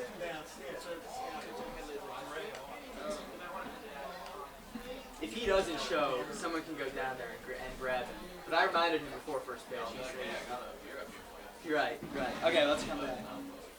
Ready, set. The place that Bailey recommended. Here, I'll throw this out. Hang on. Put this back in. You might need to clear some extra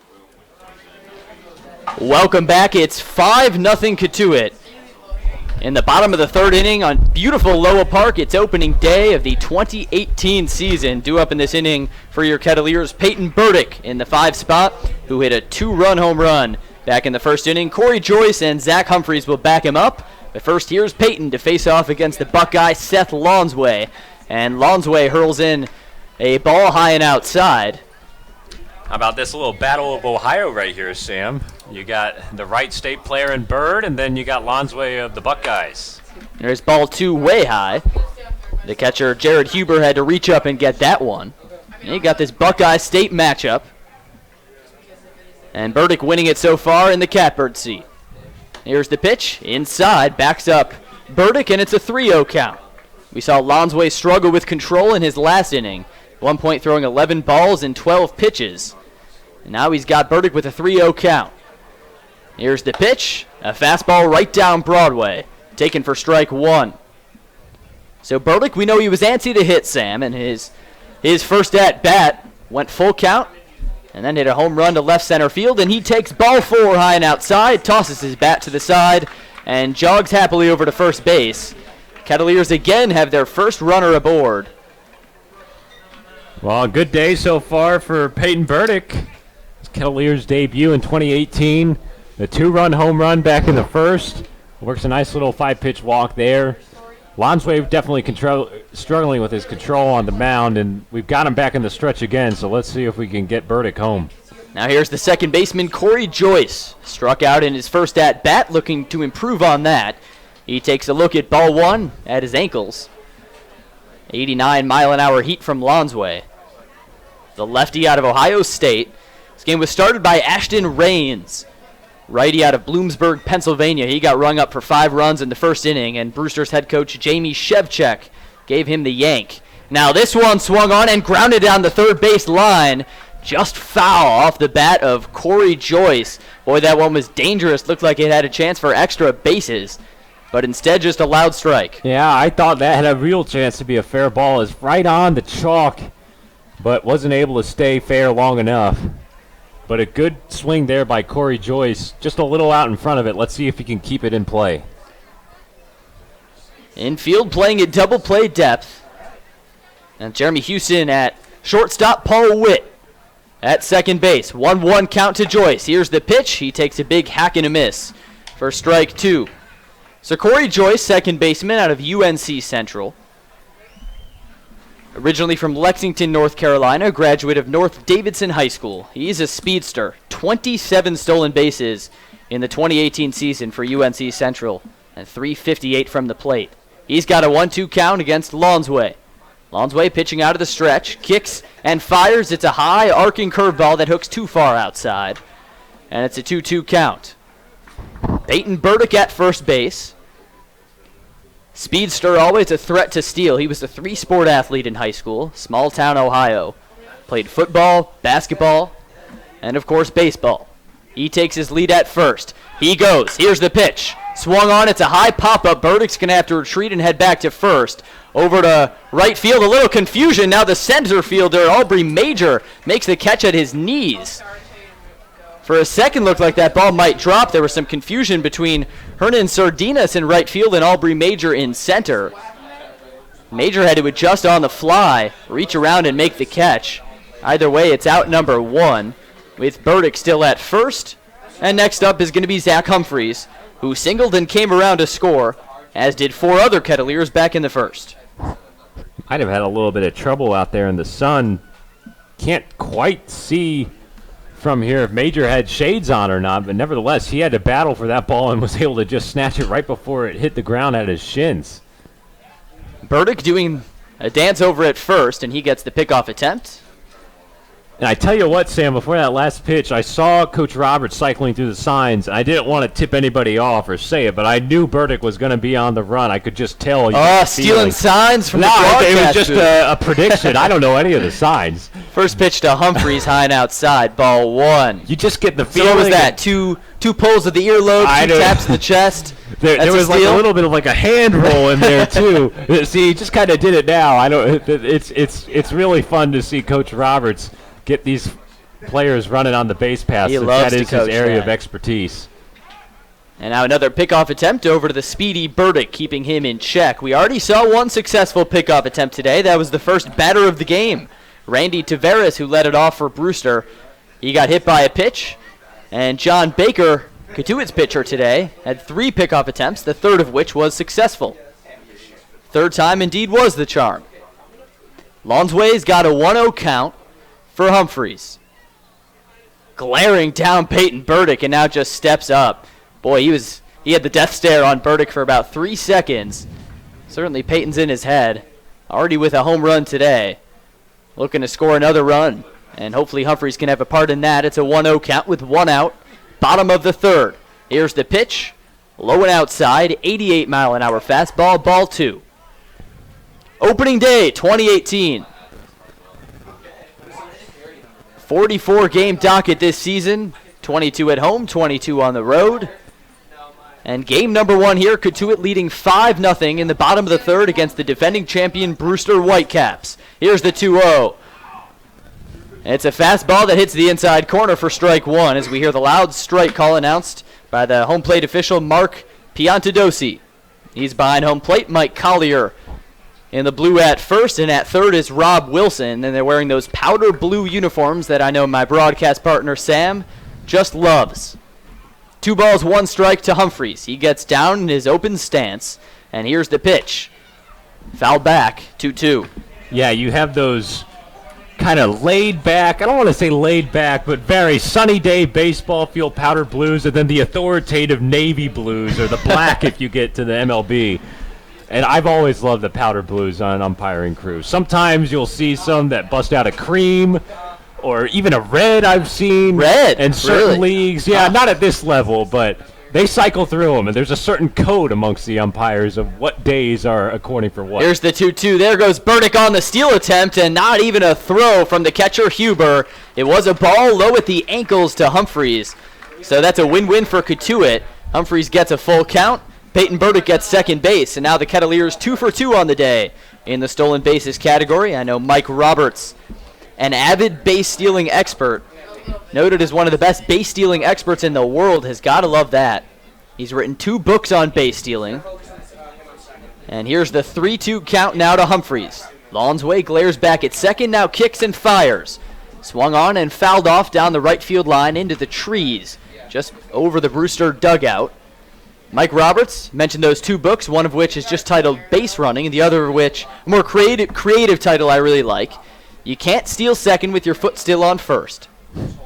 It's true. It's a metaphor for life, too. It really is. You can't. It's like you can't focus on one thing when your attention's still diverted elsewhere. Yep. 3-2 count now to Humphries. Burdick at second, Cotuit up by 5. Lonsway sets. The southpaw looking back at Burdick, doing the dance once again, retreats back to second and forces the Buckeye to step off the mound. I love it. Bird is really playing with him out there. He's showing aggressive leads. He's trying to scurry off, like you just said there, Sam. He's really in Lonsway's head, I think. Here's the payoff pitch. Swung on and clobbered out to deep center field. Going back is Major. He makes the catch, and Burdick going to tag up easily to third base. And the Kettleers have the 6th run just 90 feet from home plate. An out, but a productive one. And now here is Humphries' TCU teammate, fellow Horned Frog, Adam Oviedo. Humphries got some good contact on that one. Sent that out to deep center. Major, once again, having to kind of battle for the sun and make an over-the-shoulder catch. Nevertheless, Kettleers are swinging some good bats so far today, already putting up 5 runs in that first inning. Have a chance for a 6th possibly in Burdick, who moves up to third base on the tag. Just good baseball on the offensive side from Cotuit to start the season. And you see that, Sam? Burdick almost went for a little tease of stealing home. He's really playing with Lonsway right now. Nobody holding at third either. Here's the first pitch to Oviedo. It's outside for ball 1. Adam Oviedo, an RBI double back in the first. He's the 8-hole hitter. Corey Wood due up next. 1-0 count with 2 outs. Here's the pitch, high and outside, ball 2. Now fans, what's donated here stays here. All blood that is donated to Cape Cod Healthcare stays on Cape Cod to help the lives of your friends, family, and neighbors. Learn more about donating blood, platelets, or hosting a drive at capecodhealth.org/blood center. 2-0 to Oviedo is a big swing and a miss for strike 1. So a 2-1 count for Oviedo, 2 outs. Runner on third is Peyton Burdick, who already has a 2-run blast today. Opening day, it's 5-0 Cotuit. They've got 5 runs on 6 hits. No runs, 2 hits for the visiting Whitecaps. The 2-1 to Oviedo. Outside in the dirt. Make it 3-1. Kettleers look good to start this season. Last year, Brewster 21, 21, and 2 with those 2 ties. Cotuit just ahead of them, 22, 21, and 1. Here's the 3-1. A strike on the outside corner. A full count for Oviedo. That up and away strike has definitely been there today behind home plate. Oviedo thought he might have ball 4. Now he's got to keep battling with a full count here. 3 balls, 2 strikes, 2 outs, man on third. Burdick takes a healthy lead. Here's the pitch from Lonsway. Swung on. It's a popper over on the first base side. Coming over is Malone, and he makes the snag in foul territory right by the Whitecaps dugout, and Lonsway gets out of the third. Still with Cotuit nursing that 5-0 lead. And now we head to the 4th, where we will have a special guest in Peter Gammons. You will not want to miss this one. And by the way, the Kettleers up 5-0 right here on the Cape Cod Baseball Network.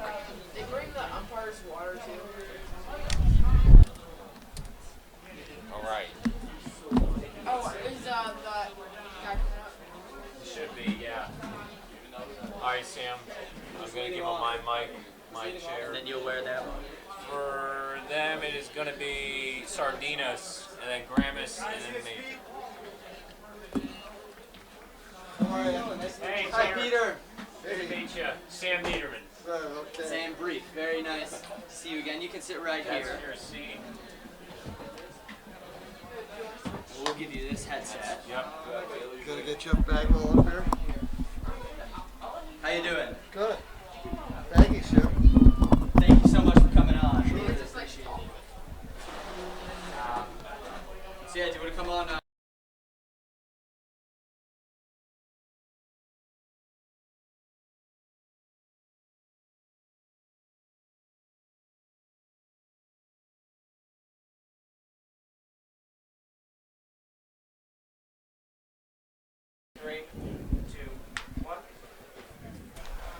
Welcome back. It's Cotuit Kettleers baseball here on the Cape Cod Baseball Network. Kettleers up 5-0, top of the fourth inning, and I am pleased to welcome into our broadcast booth a Cape Cod baseball and just baseball in general legend, Peter Gammons. Thank you so much for joining us. Thank you very much. It's funny, just last week at the draft, I was recalling. I told Tim Salmon, geez, you know, there was a couple of years there where your name was up at the top of the donor list, and he said, well, you know, I probably wouldn't have had the career I had. You know, I loved it here. And we were just talking about how, like, this is one of the most beautiful ballparks to see a baseball game in the whole country. I almost wrote a thing for Baseball America about why it's, take away the major leagues. It's the best ballpark in America. Now we got a single up the middle from Hernan Sardinas.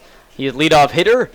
Right fielder out of Maine gets on first base for Brewster. So now John Baker going to work up against the cleanup hitter, Connor Gramis. So yeah, Lowell Park, I mean, those trees in the background, Mike Roberts told us he thinks it looks like a Norman Rockwell painting. Yeah, it does. So I can remember the first time I ever met Eric Burns. He was practicing running into the fences in the outfield here, so that kind of defined what Burns he was going to become. So, Peter, can you tell us a bit about, you know, I mean, everyone knows you as a baseball writer. You worked for the Boston Globe covering the Red Sox for so many years, Sports Illustrated, ESPN, now MLB Network. What exactly, if you could tell the Cotuit fans out there, is your relationship with the Cape Cod Baseball League? Well, I moved here mainly in the summers in about 1993, and then I came down full-time 4 years ago.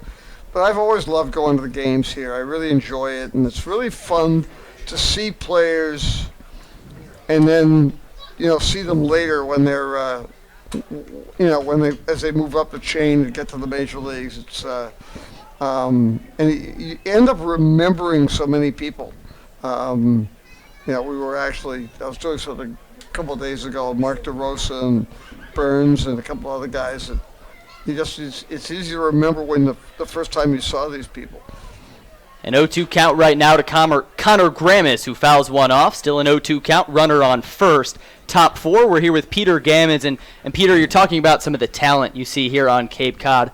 What's an example of a player you've seen over the years that you watched on Cape Cod and said, oh, this guy's got it, and then a few years later flash forward to the majors and he really delivers? Well, there are a lot of them, really. I mean, there are guys. I mean, one of the first years I was down here, went to a lot of games. Mark Kotsay was playing for Bourne. But Mark Kotsay is arguably the best college player in history. So, I mean, that was pretty easy to see. But there were one of my favorites, and and swinging a miss there. Strike three on Gramis. That is the fifth strikeout for John Baker. Still runner on first, one out. And you were saying? One of my favorites, I actually played for Wareham, Matt Merton. And he was a great player. I mean, I believe he's the only guy in the last 20 years to hit 400 in a year. And Red Sox drafted him, and then he went to the Cubs, and Lou Piniella wanted him to hit ground balls. And it was like his natural swing was a loft to right center. But the Red Sox had to trade him so they could get rid of Garcia Parra to win in 2004. And so he ended up going to Japan and broke Ichiro's record. So I was right about him. But he's now an instructor with the Cubs. It's really good. Tremendous person. He was one of my favorite guys. And that 2004 season, I saw a lot of games in Falmouth, and they had the skinny left fielder from Oregon State who for like half the year hit ninth and played left field. And it was Jacoby Ellsbury. Not a bad name, no. 3 years later, he was center fielder and the world champion. And there was just a bloop single into shallow left center field from Aubrey Major. So he moves the assembly line for the Whitecaps. Sardinas at second, Major at first. We're in the top of the fourth with one out. John Baker still working on the mound. Jared Malone, the 6-hole hitter, is at the plate and takes strike one. We're with legendary sports writer Peter Gammons. So on the flip side, who's a player maybe you saw on the Cape who, maybe was a temp player, didn't show out too much while he was here on Cape Cod, and then burst onto the scene in the majors, turning some heads maybe? Well, one of the things that's really interesting about the Cape League is performance isn't a guarantee. I mean, there are guys. Pat Burrell was a freshman of the year at the University of Miami, MVP of the College World Series, came up here and hit under 180. And I mean, Brandon Crawford always kids me about his 2 years here. He hit like 120 and 130, and I mean, this is one of the best shortstops of the last 15 years. And it's sort of fun. They talk a lot about that. We got a strikeout now for John Baker, number 6 of the day, this time on Jared Malone. Now 2 outs with 2 runners on for Randy Bednar. But that's one of the great things about it is it's a development league. And seeing guys develop, I mean, it's still hard to believe that Todd Helton played 2 years in the Cape League and never hit a home run. Really? Yeah, and he's a borderline Hall of Famer. Never hit a home run. Now here at the game tonight, Jeff Bagwell, he was a great player on the Cape. So that's he played for Chatham and was in the home run hitting contest with Mo Vaughn and Frank Thomas back in '88. A little throwback to first base off the ball. And it's just sort of fun to see a Hall of Famer come into the opening game here of the Cape League season. Of course. And you're a Hall of Famer in your own right. You were recently inducted into the Cape Cod Baseball League Hall of Fame. How did you receive the news, and how great does it feel to be a part of that? It feels really great because the league does so much for kids and for young players. And a diving catch in foul territory by Will Robertson.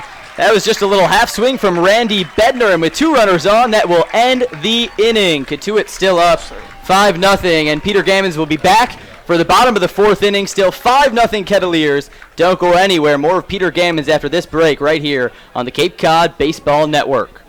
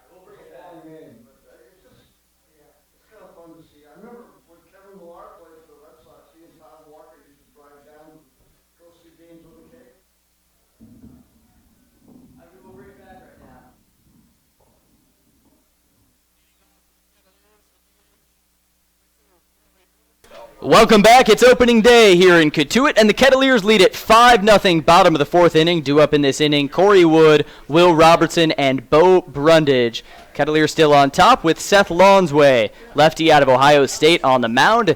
He fires in ball 1 that skips past the catcher Huber. We are still with Peter Gammons, a recent inductee to the Cape Cod Baseball Hall of Fame, writer formerly of the Boston Globe, ESPN, Sports Illustrated, now with MLB Network.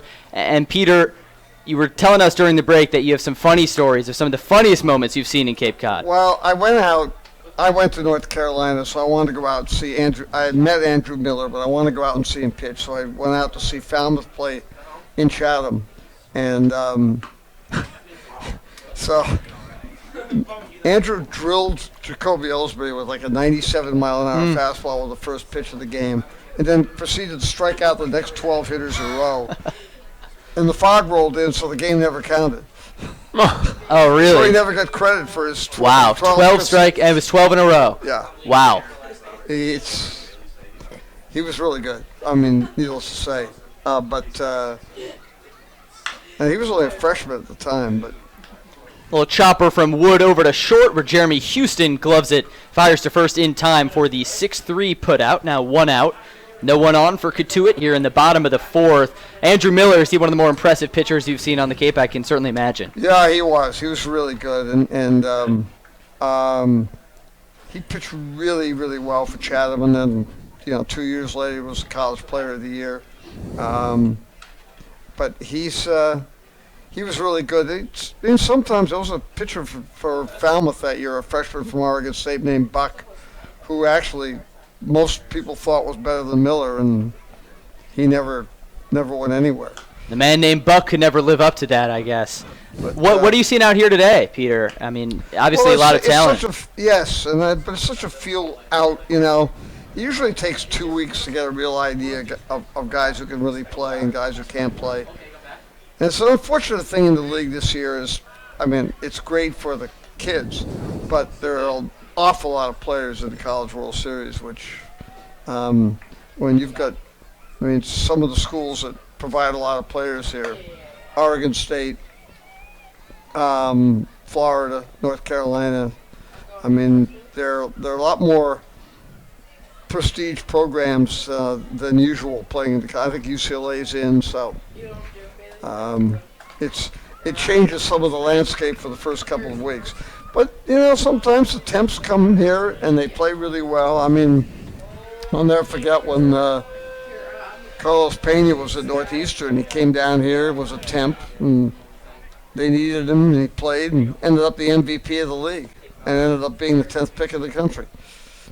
And Peyton Burdick, a temp player, had a 2-run shot in the first inning for Cotuit. Will Robertson just drew a 5-pitch walk, so he's over at first. There's 1 out. Bottom of the 4th, Bo Brundage at the plate facing Lonsway. He's got an 0-1 count. So, yeah, it definitely takes some time to feel it out. That's something we were talking to Coach Roberts before the game about. This time of year, you're really just seeing who your guys are because it's certainly hard to tell right now. There goes Robertson on the steal attempt. And the throw over to second, not in time. Robertson slides under it. Kettleers now 2 for 2, or 3 for 3 rather, on the day in the stolen base department as Robertson moves over to second. So, Peter, you got your sort of Tar Heel blue on. You're representing your alma mater well. Sort of, yeah. Maybe a little off Tar Heel blue. Looking forward to the College World Series? Yeah, I am. It's a very interesting feel because there's no one dominant team. Of course, you get Coastal Carolina winning. That's a great thing. It's really fun to see because I think more and more kids are signing out of high school.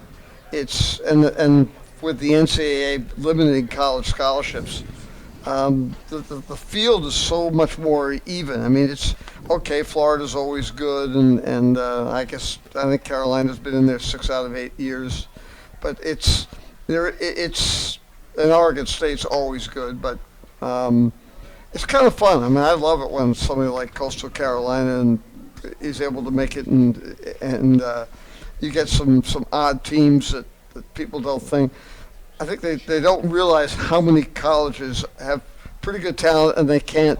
It's really hard to be, unless you're a private school like Vanderbilt. It's hard to have, 50 commitments, which or whatever Vanderbilt has, and they still lost to Florida.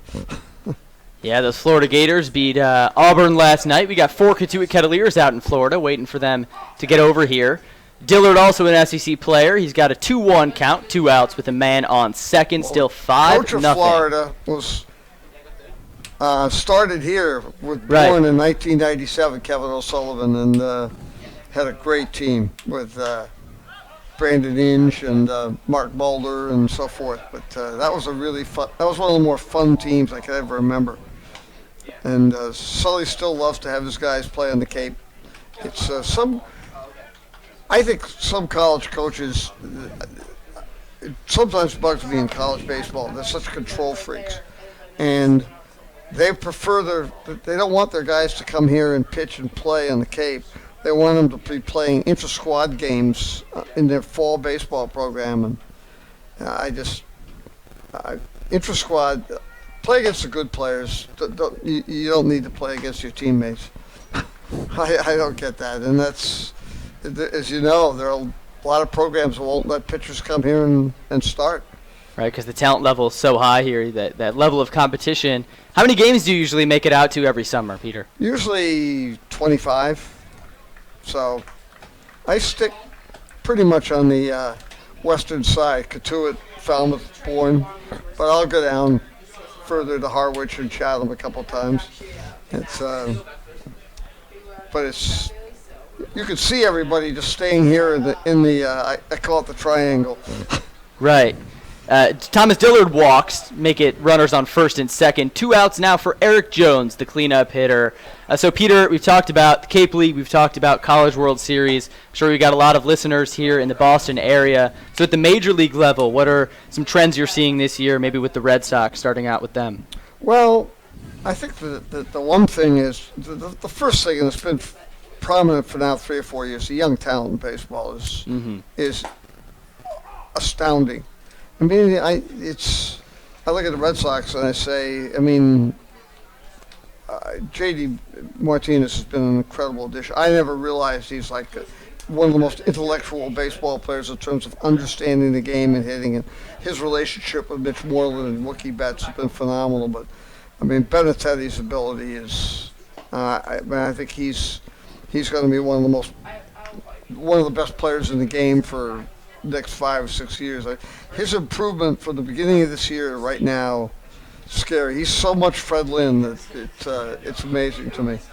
Right, and they've got Chris Sale and Jackie Bradley Jr., 2 Cape League alums. Boy, Sale, he must have been a really, really good pitcher down for the YD Red Sox. Well, he was, but what was interesting about him is he really worked at pitching because he threw so hard as a reliever in college, and he really pitched. And I had no idea he could throw 97 miles an hour. He went up after he got drafted, went to the big leagues in September and pitched great, but as a reliever. But he really pitched well. He pitched very intelligently, and I thought he was really good. I just didn't have any idea that he had that much ability, and he never showed it off. He just pitched. But it's really fun to see certain guys. Todd Helton spent 2 years on the Cape, never hit a home run. And he's going to be close to a Hall of Famer and a ton of home runs, not just because of Colorado. But seeing guys mature, Lance Berkman hit 1 home run. It was an opposite field home run off the foul pole in Yarmouth, Dennis. You see guys and you don't realize. Chase Utley has got a really good shot at the Hall of Fame, and it wasn't until his second year in Brewster. I think he played here in Cotuit for 1 year and then played in Brewster. Yep. And, it was that second year you really started to see and it. Peyton Burdick sends a blooper out into shallow right field, and a diving catch made by Hernan Sardinas. Dillard's going to move over and score. Same with Robertson. Now here comes Eric Jones to the plate, and he's tagged out. But now before Cotuit adds 2 runs on the sac fly there from Peyton Burdick. So the bases were loaded. Burdick sent that fly into right field. First a web gem by Sardinas, but then the throw in was not in time as 2 runs scored. The third was tagged out. It's 7-0 Cotuit. Right? To end this inning with a bang. And thank you so much, Mr. Peter Gammons. I'll see you again. For talking to us. Yeah, we'll see you later this summer. I have to come over and see my very good friend and respected my respected friend Mike Roberts, one of my favorite people in baseball, and I love seeing the base running. I know he says it's going to be home runs. he may be as good a baseball running instructor as there is. And he and Rusty Kuntz, I think, are the two best in baseball. Oh, absolutely. He's a great coach. We're happy to have him out here. We're very happy to have you in the booth. Thank you very much. Peter Gammons, a new member of the Cape Cod Baseball League Hall of Fame. And on the field, it is 7-0 Cotuit heading into the 5th. You're listening to Cotuit Kettleers Baseball on the Cape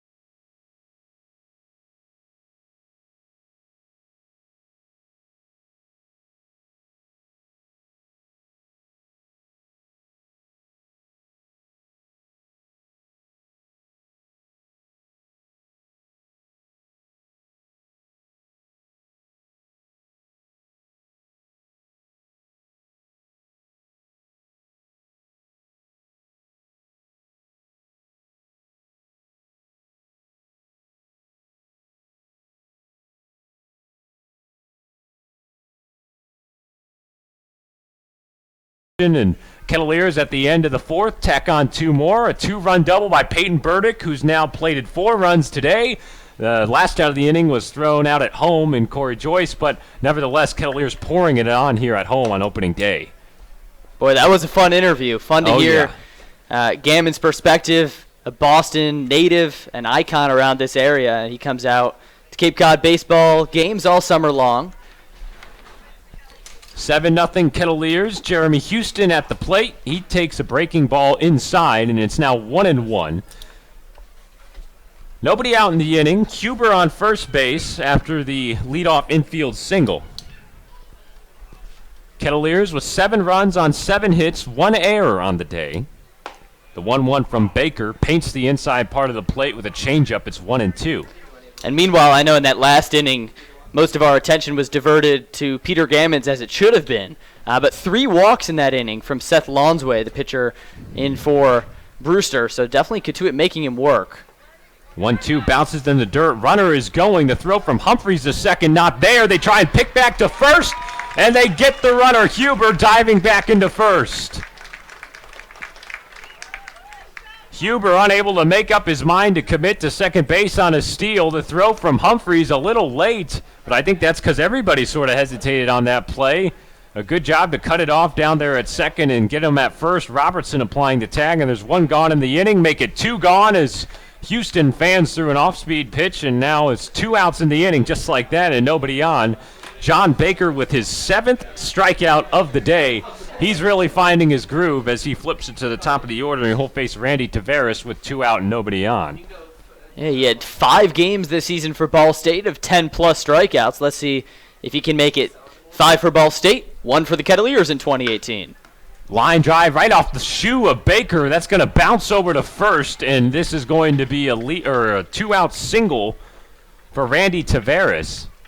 That was actually a bouncing ball that skipped right up the mound and hit the shoe of John Baker.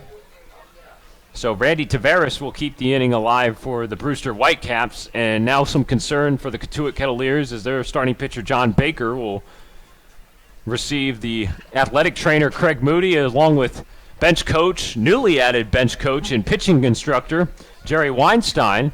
Yeah, but Baker's the good news okay. is everything's all right. Baker says, I'm good, gives a thumbs up, and they'll trot back to the dugout. And it'll be 2 outs and a runner on first here for the number 2 hole hitter and Paul Witt. Well, you mentioned Jerry Weinstein, a moment to just say, I know we're in agreement that he's going to be a real key for the Kettleers this season. Has some experience on the Cape back in 2016 with the Wareham Gatemen, experience at the international level with Team Israel in the World Baseball Classic, and also at the major league level. He's been a member of the Rockies organization, coaching pitching and catching mostly in the minor league system for the Rockies. So he's going to be a real key on the bench for Cotuit. 0-1 count to Witt at the plate. Swing and a miss through a nice fastball on the outer part of the plate, and now it's 0-2. 2 outs here in the top of the 5th. Cotuit 7, Brewster nothing. Tavares takes his lead at first base. 0-2 the count to Witt at the plate. The right-hander Baker from the stretch. Swing and a miss. He struck him out. John Baker with 8 strikeouts through 5 innings. 5 innings of shutout ball for the Ball State Cardinal. As we head to the home half of the 5th, Cotuit up 7-0 on Brewster. You're listening to Kettleers Baseball on the Cape Cod.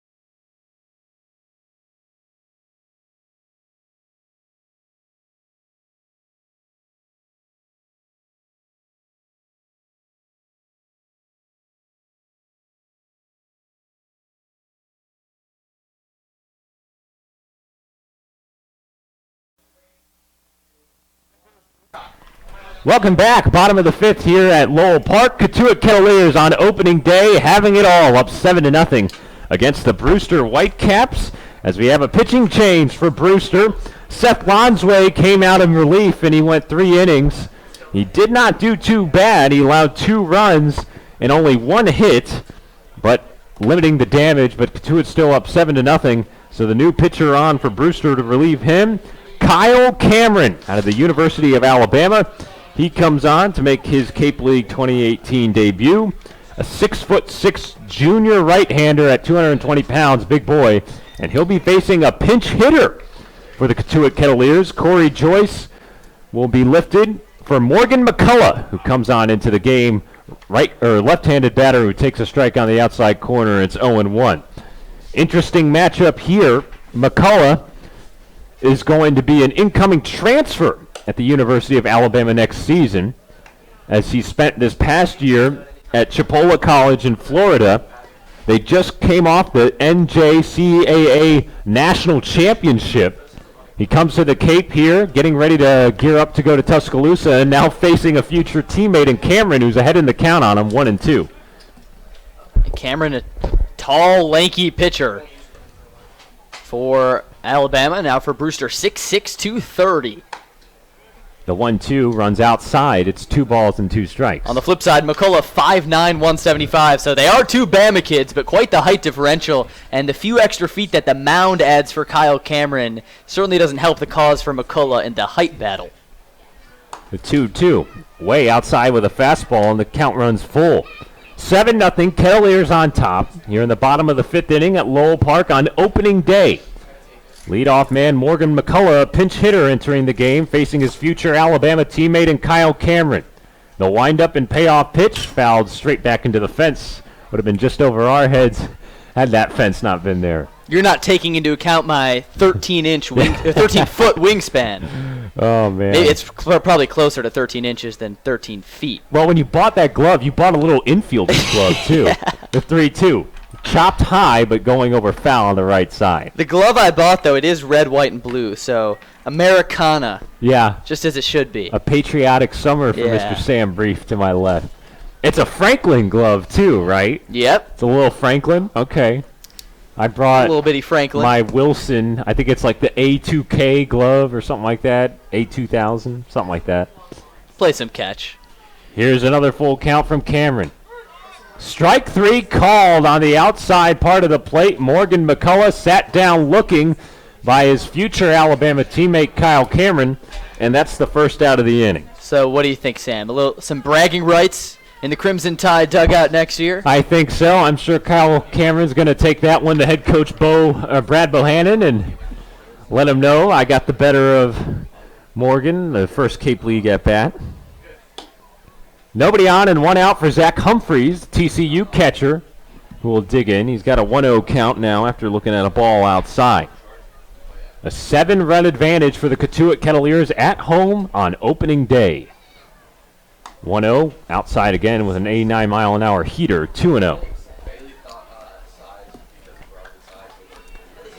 Humphries, 1 for 2 today with a single back in the first inning and a run scored. The 2-0. Outside again, 3-0 as Kyle Cameron trying to get back into the zone.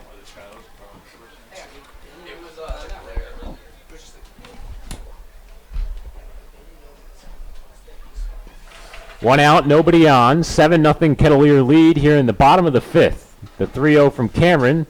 That'll dive outside, and it's a 4-pitch walk to Humphries. And Cameron loses the batter.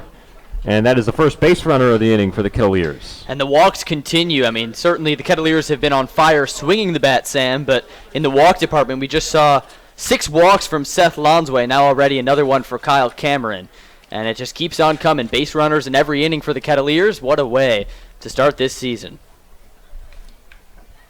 Adam Oviedo will step in, 1 out and a runner aboard. Cameron out of the stretch. This one lifted up into deep right field. Camped under it is Sardinas, makes the play right at the brim of his cap, and that's out number 2. So Oviedo with 1 pitch and 1 out, flying out to right field, and that'll bring up the 9-hitter and designated hitter Corey Wood.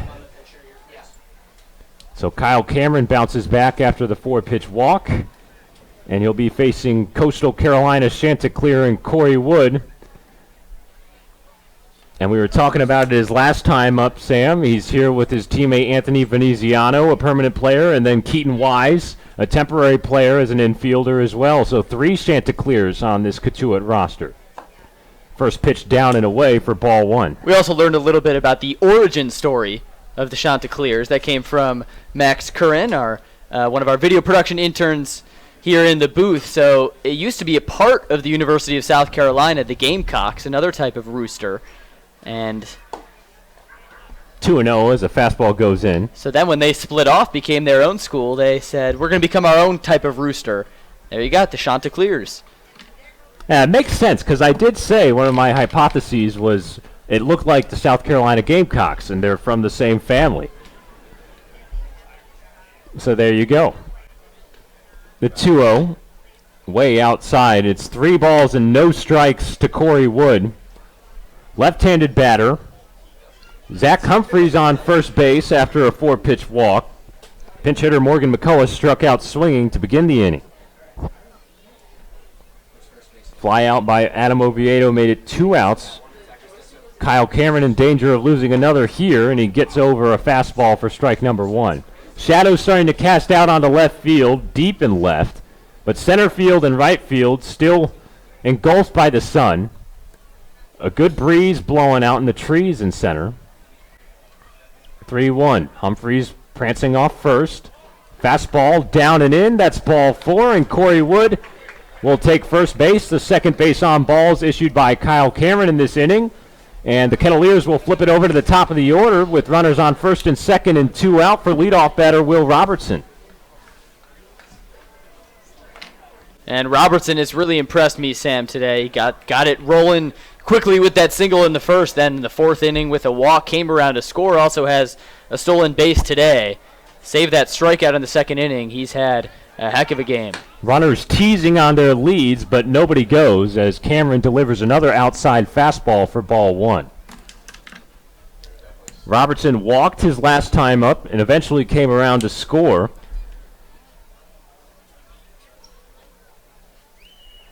One-0 the count, and the pitch from Cameron. High hack at it, and it's fouled off to the left side near the home grandstand. That's going to hit the ledge of the grandstand and go out of play.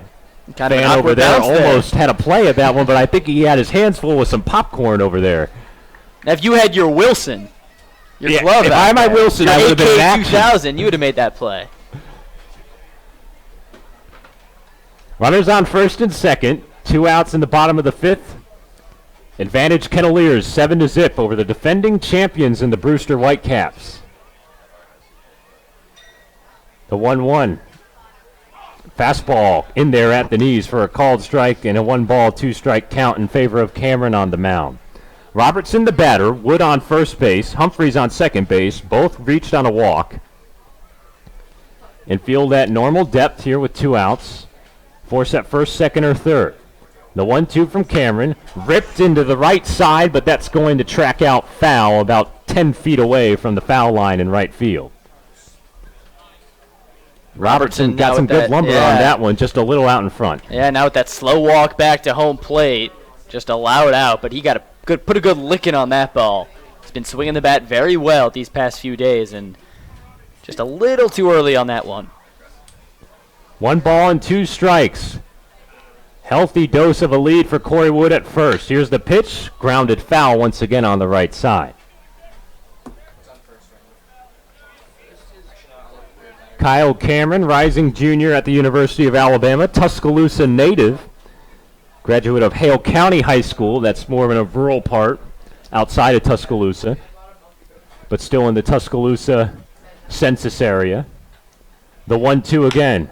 Little tapper over to second base. Witt has it. He'll go over to first, and that's the final out of the inning. So the Kettleers get 2 on via the walk, but they leave 2, and we head into the 6th inning. It's 7-0 Cotuit over Brewster.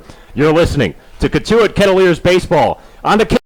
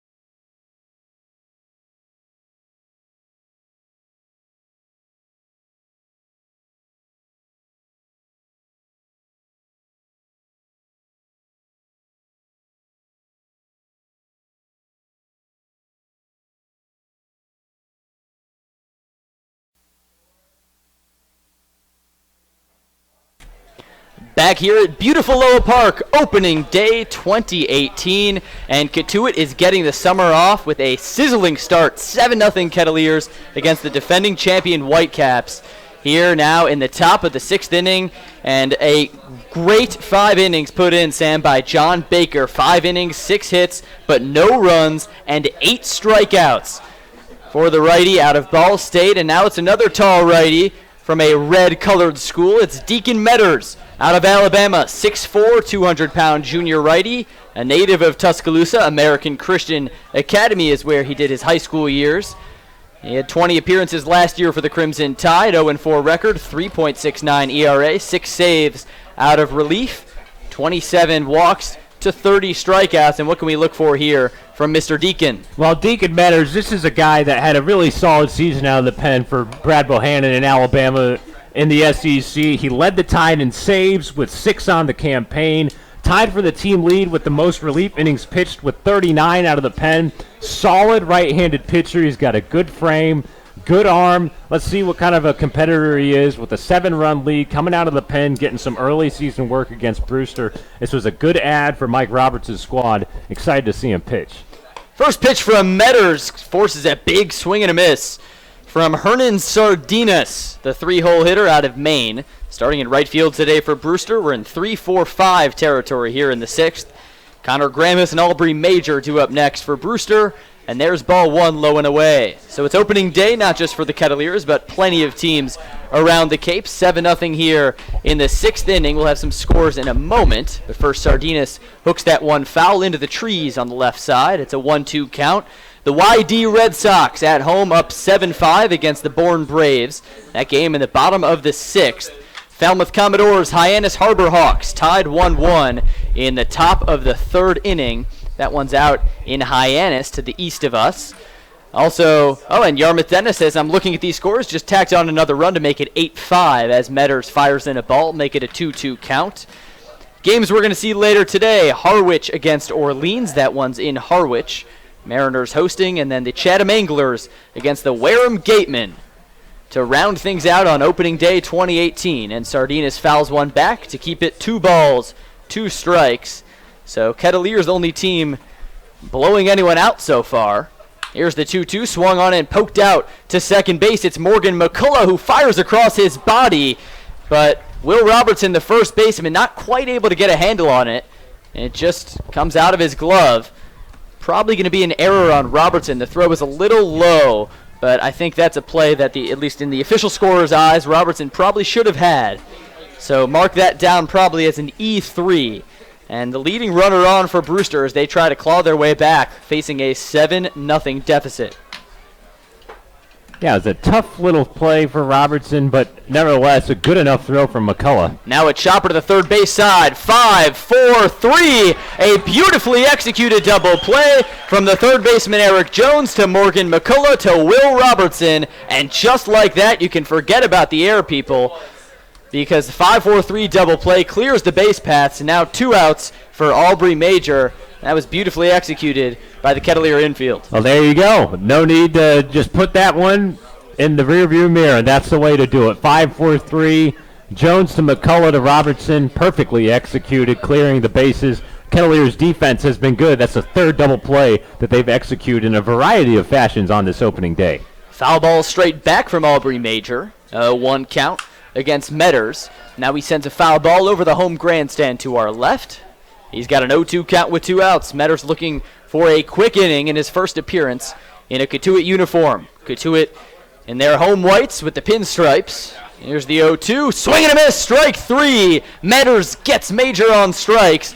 And Cotuit is out of the inning with a 7-0 lead heading into the home half of the 6th. Don't go anywhere. It's Cotuit Kettleer Baseball right here on the Cape Cod Baseball Network.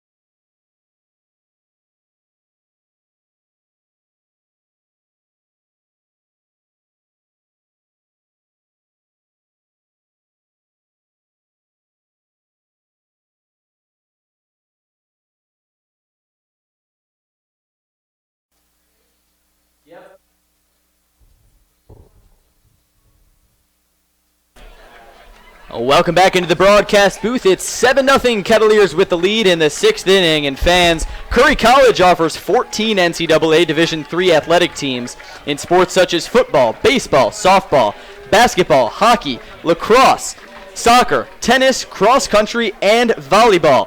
Read about the success of the Curry Colonels and their championship teams. It's all online at www.curry.edu.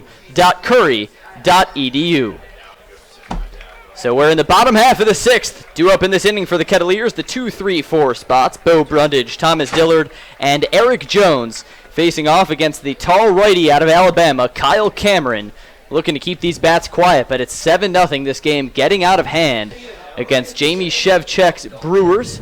Looks like he's calling out some defensive substitutions to the umpire. We'll have those for you as soon as we can, but it's still the same pitcher on the mound for Brewster.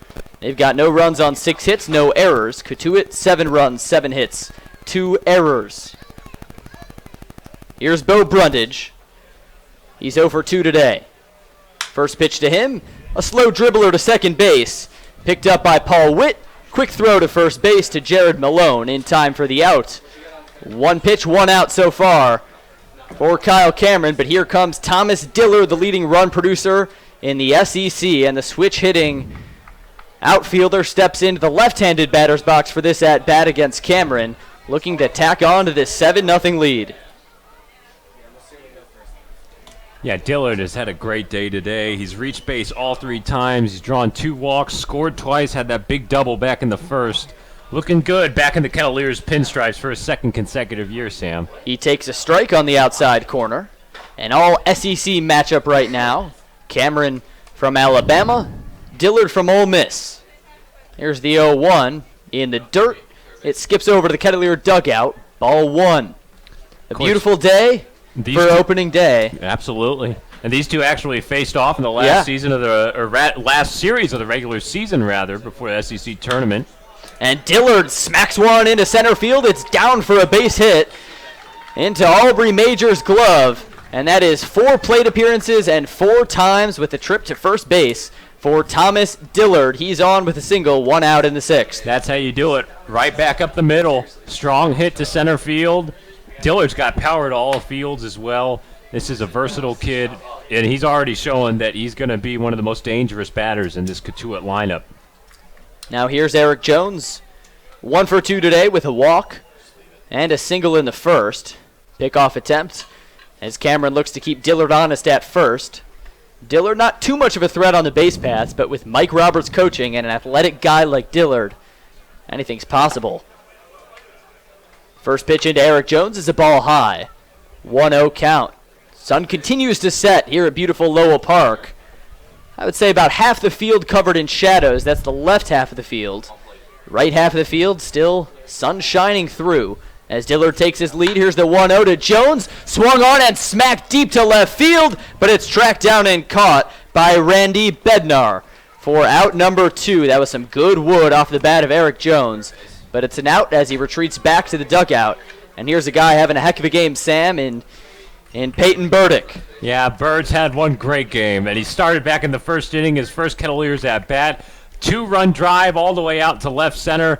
Big drive to spark a Kettleers 5-spot inning in the top or bottom of the first.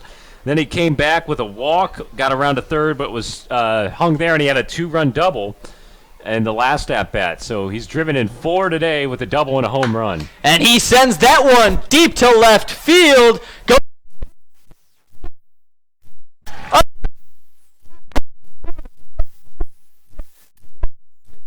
It's not Kettleers. Have yourself a day, Peyton. Now 6 runs batted in, and he's all smiles as he taps home plate and blows this game wide open. Sam, how about this performance from Peyton Burdick? Well, we knew he was chomping at the bit to get to the plate, and man, this bird can fly. 2 of them hit out of the park today. 6 runs batted in total. 4 of them by the long ball. That one was a laser out to left field, just inside the foul pole. Great swing by Burdick once again. He's got an aerial path on that swing, got under that ball and put a charge into it. Once again, Peyton Burdick delivers 2 home runs on the day, 6 RBIs, and the Kettleers up 9-0. Pretty darn good opening day, if I say myself. Morgan McCullough takes strike 2, so he's got an 0-2 count with 2 outs, a cleared base path. 9-0. Kettleers lead it. Welcome to summer of 2018. It's going to be a fun one, if this game is any indication. Third pitch to McCullough is outside for ball 1. Peyton Burdick, 2-run home run in the first, 2-run double in the fourth, and a 2-run home run just a minute ago here in the 6th. Here's the 1-2 to McCullough, swing and a miss, strike 3. So Cameron gets out of the inning, but not before giving up a 2-run moonshot off the bat of Peyton Burdick. 9-0 Kettleers heading into the 7th. It's Kettleer Baseball on the Cape Cod Baseball Network.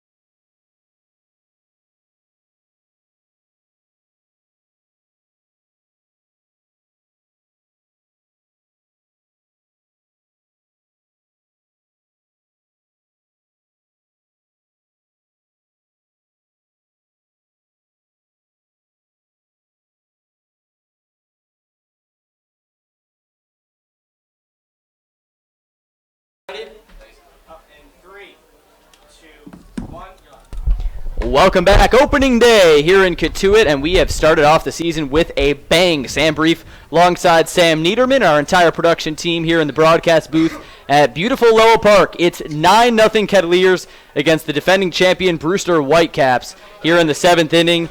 Deacon Metters, the Alabama boy, back up to work the 7th inning against the 6-7-8 spot for Brewster.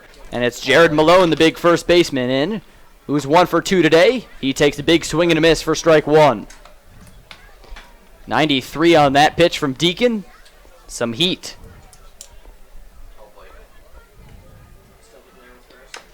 Second pitch to Malone, fouled off behind him, an 0-2 count.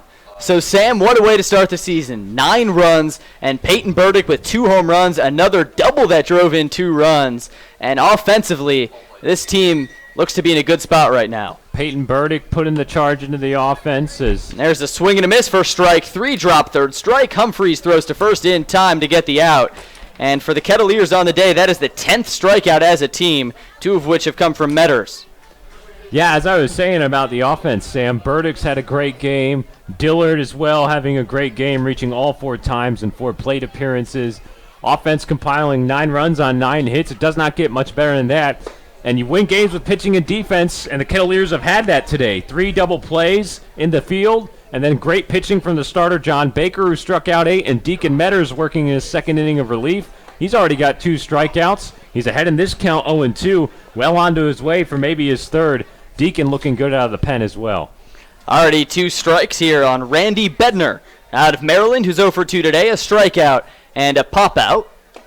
And he takes a big cut and a miss. That is the 11th strikeout of the day for this Cotuit pitching staff. Pardon me, the 12th strikeout of the day. I'm shortchanging them by 1, the 3rd in a row by Deacon Metters. This boy is absolutely feeling it. And now here comes Jared Huber.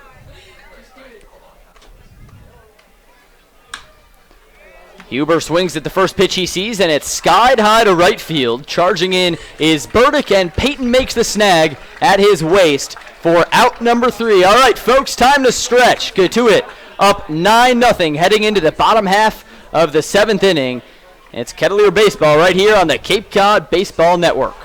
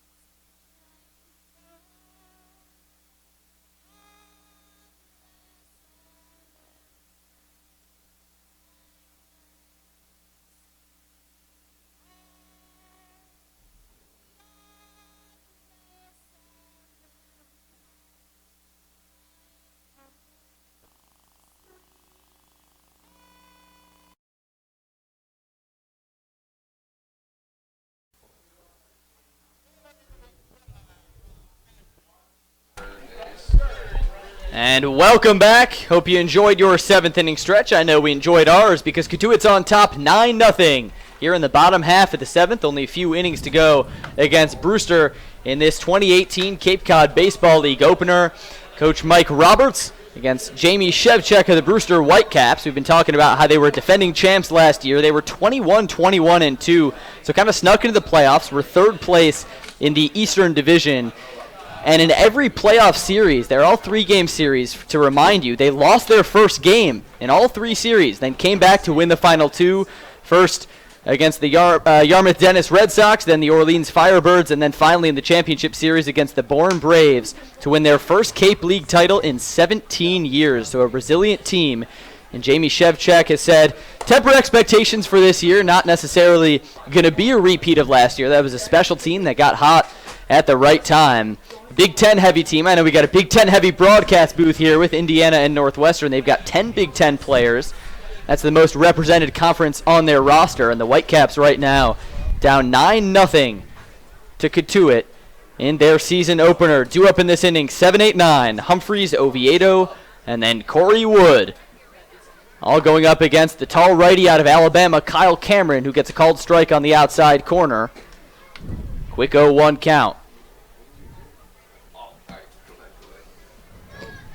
The shade continuing to roll in here at Lowell Park, just past 7 o'clock local time, and now a chopper to the third base side off the bat of Humphries. It's fielded by Tavares, throw across the diamond, gets past the first baseman Malone. Not sure if that'll be called an infield single or an error. Either way, Zack Humphreys standing tall on first base, Sam. I think that's an E5.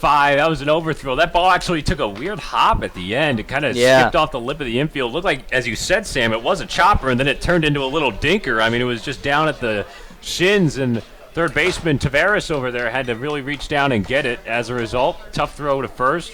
Good job by Humphreys, who's a lot faster than most catchers are from what we picked up so far, and he was able to leg it out and get on base.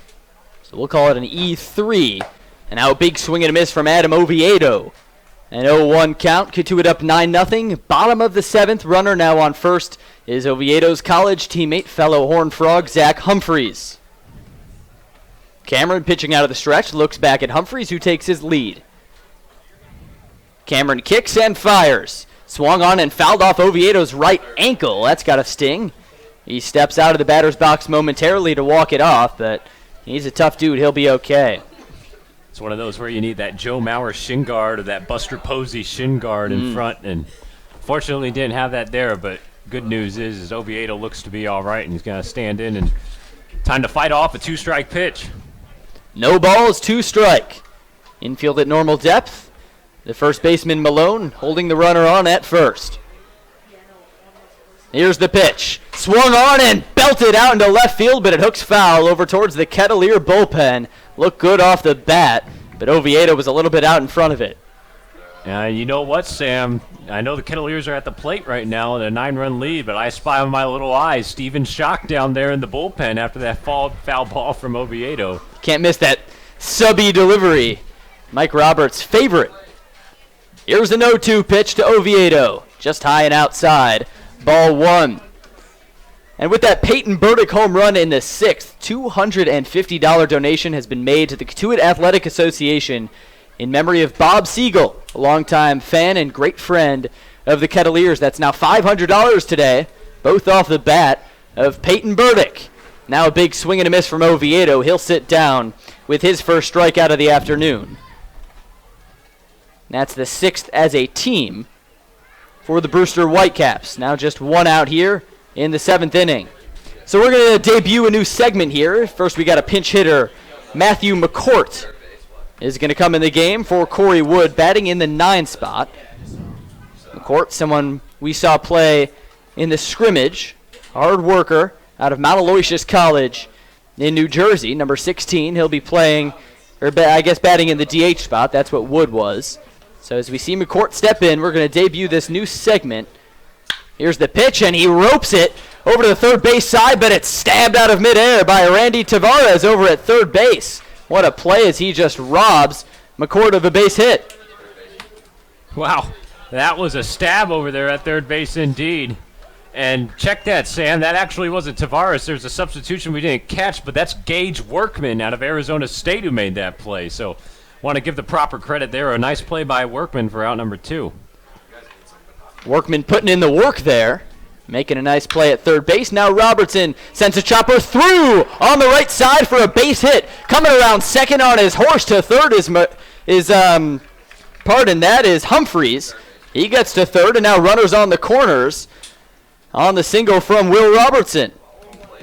Once again, Will Robertson delivers. He gets his second base hit of the afternoon.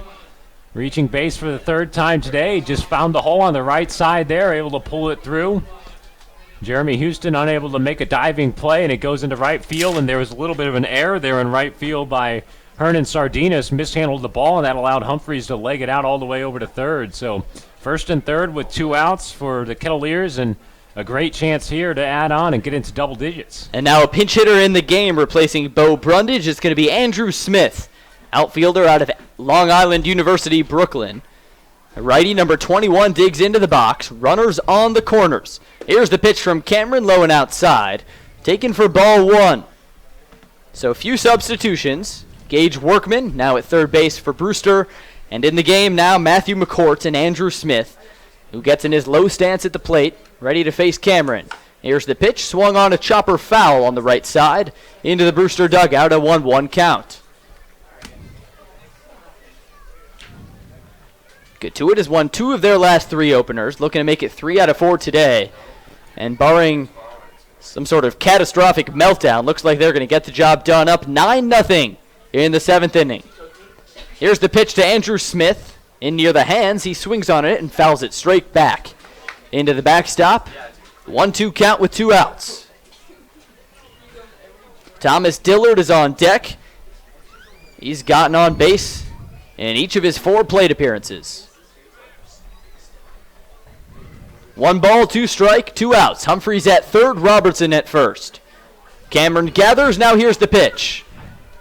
He gets strike 3 on the outside corner. Andrew Smith didn't like the call, but it's a strikeout looking, and Brewster gets out of the inning, but it's 9-0 Cotuit heading into the 8th inning. You're listening to Cotuit Kettleers baseball right here on the Cape Cod.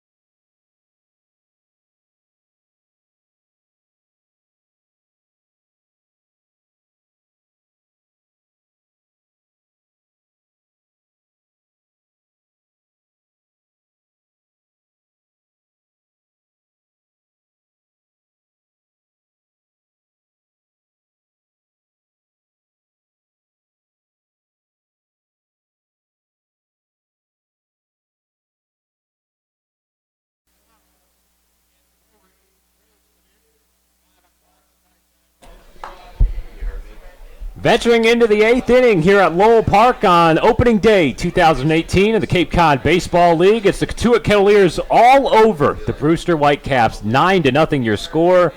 Top of the 8th, and it will be 9-1-2 due up for the Whitecaps with Jeremy Houston leading things off. Deacon Metters still on the mound for the Kettleers for his 3rd inning of work as he winds and deals the first pitch to Houston. Swung on and looped out into right center field. That's down in the alley, and that will roll all the way to the wall. Houston's a speedster rounding second base, but pumps the brakes about halfway to third, and he'll trot back into second with a leadoff double here in the top of the 8th.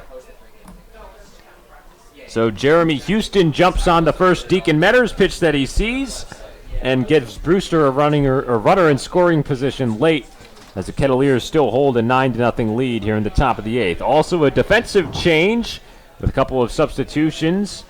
We have a new third baseman. Eric Jones has been relieved for the rest of the game by Keaton Wise. Coastal Carolina Chanticleer getting a chance at the hot corner. First pitch to the leadoff man, or now batting the leadoff spot, I should say. It's Gage Workman out of Arizona State as he takes a strike on the inside corner.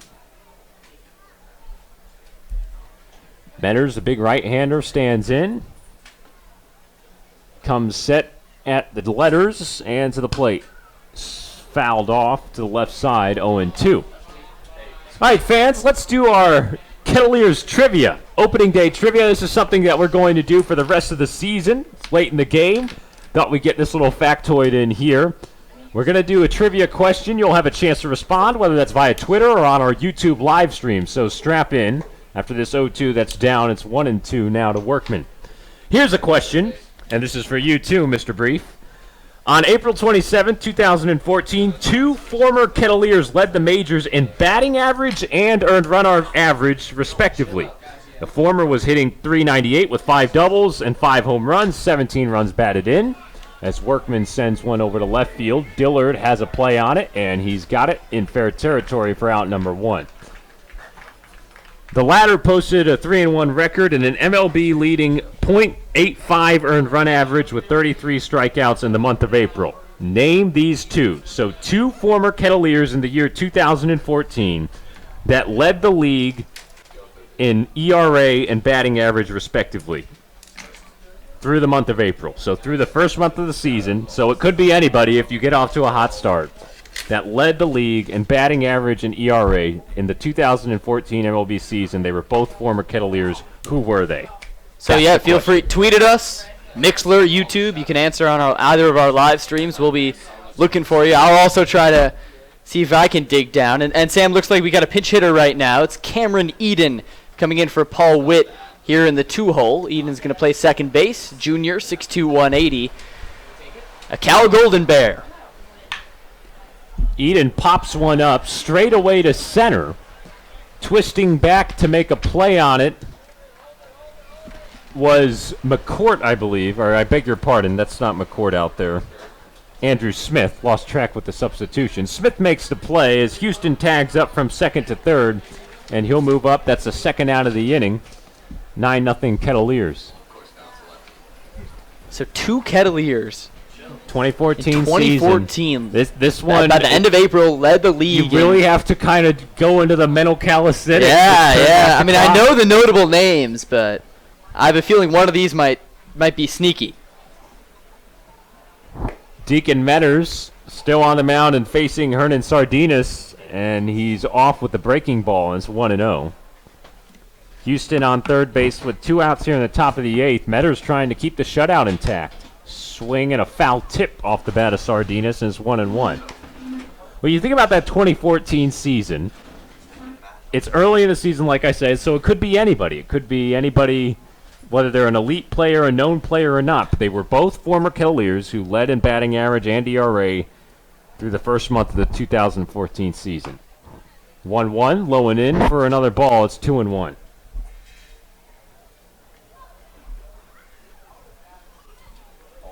Shadows casting beyond center field and almost across the whole infield as the 2-1 is lifted in the air to left. Dillard trying to track back to make a play on it. He does, just in the corner before the foul pole in fair territory.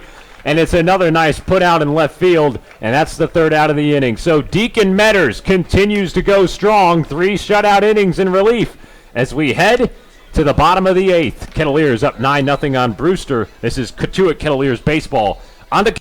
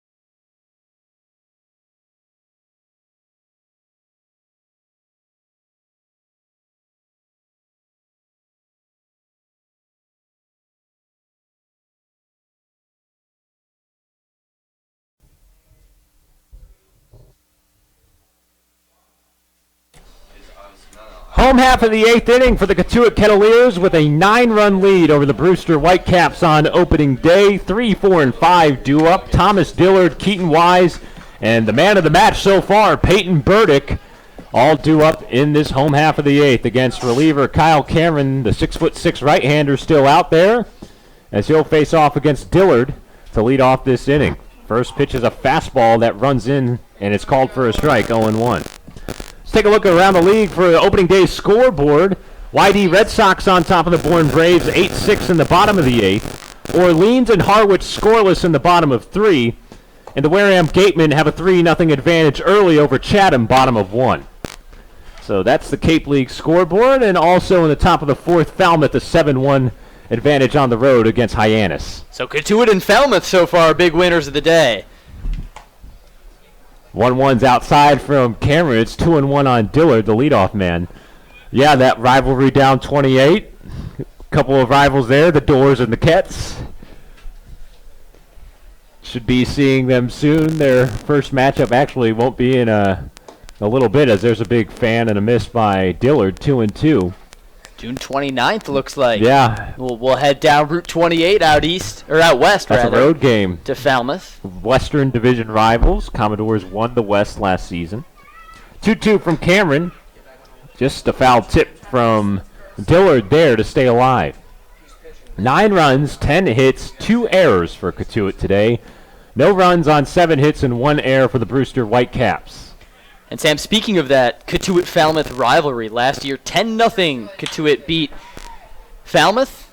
There's a little grounder to short. Good throw on to first, and that's out number 1 in the inning. So yeah, Cotuit beat Falmouth 10-0 in the home opener last year here at Lowell Park. 9-0 right now. Let's see if they can beat last year's total.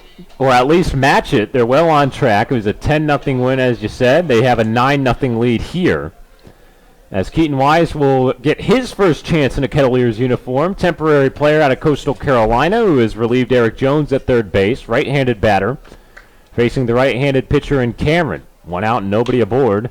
A hard hack at that one, twisted over to the Kettleers dugout, foul. So Thomas Dillard, who just grounded to short for the first out of the inning. That's the first time he's failed to reach base today. He's had a big day, reaching 4 times with 2 walks, a double, and a single. He's scored twice as Wise takes an off-speed pitch inside, 1-1. But Peyton Burdick, the man on deck, has been the player of the game so far. 6 runs driven in, 2 home runs in his Kettleers debut on opening day. Good fastball on the outside part of the plate, and it's 1-2 now to Wise at the plate.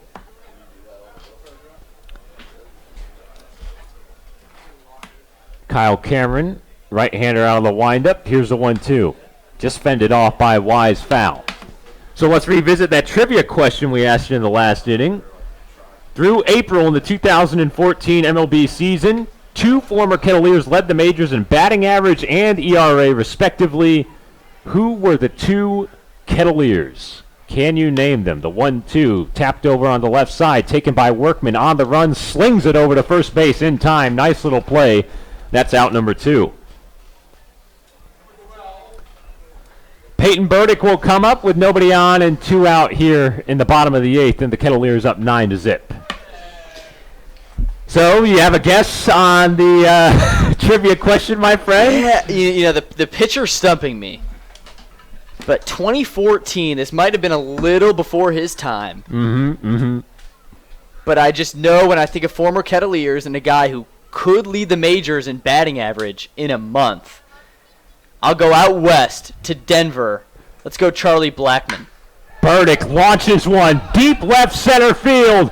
Baseball carrying. Baseball out of here. Burdick has done it again. A 3 home run performance on opening day. Welcome to Cotuit, Peyton Burdick.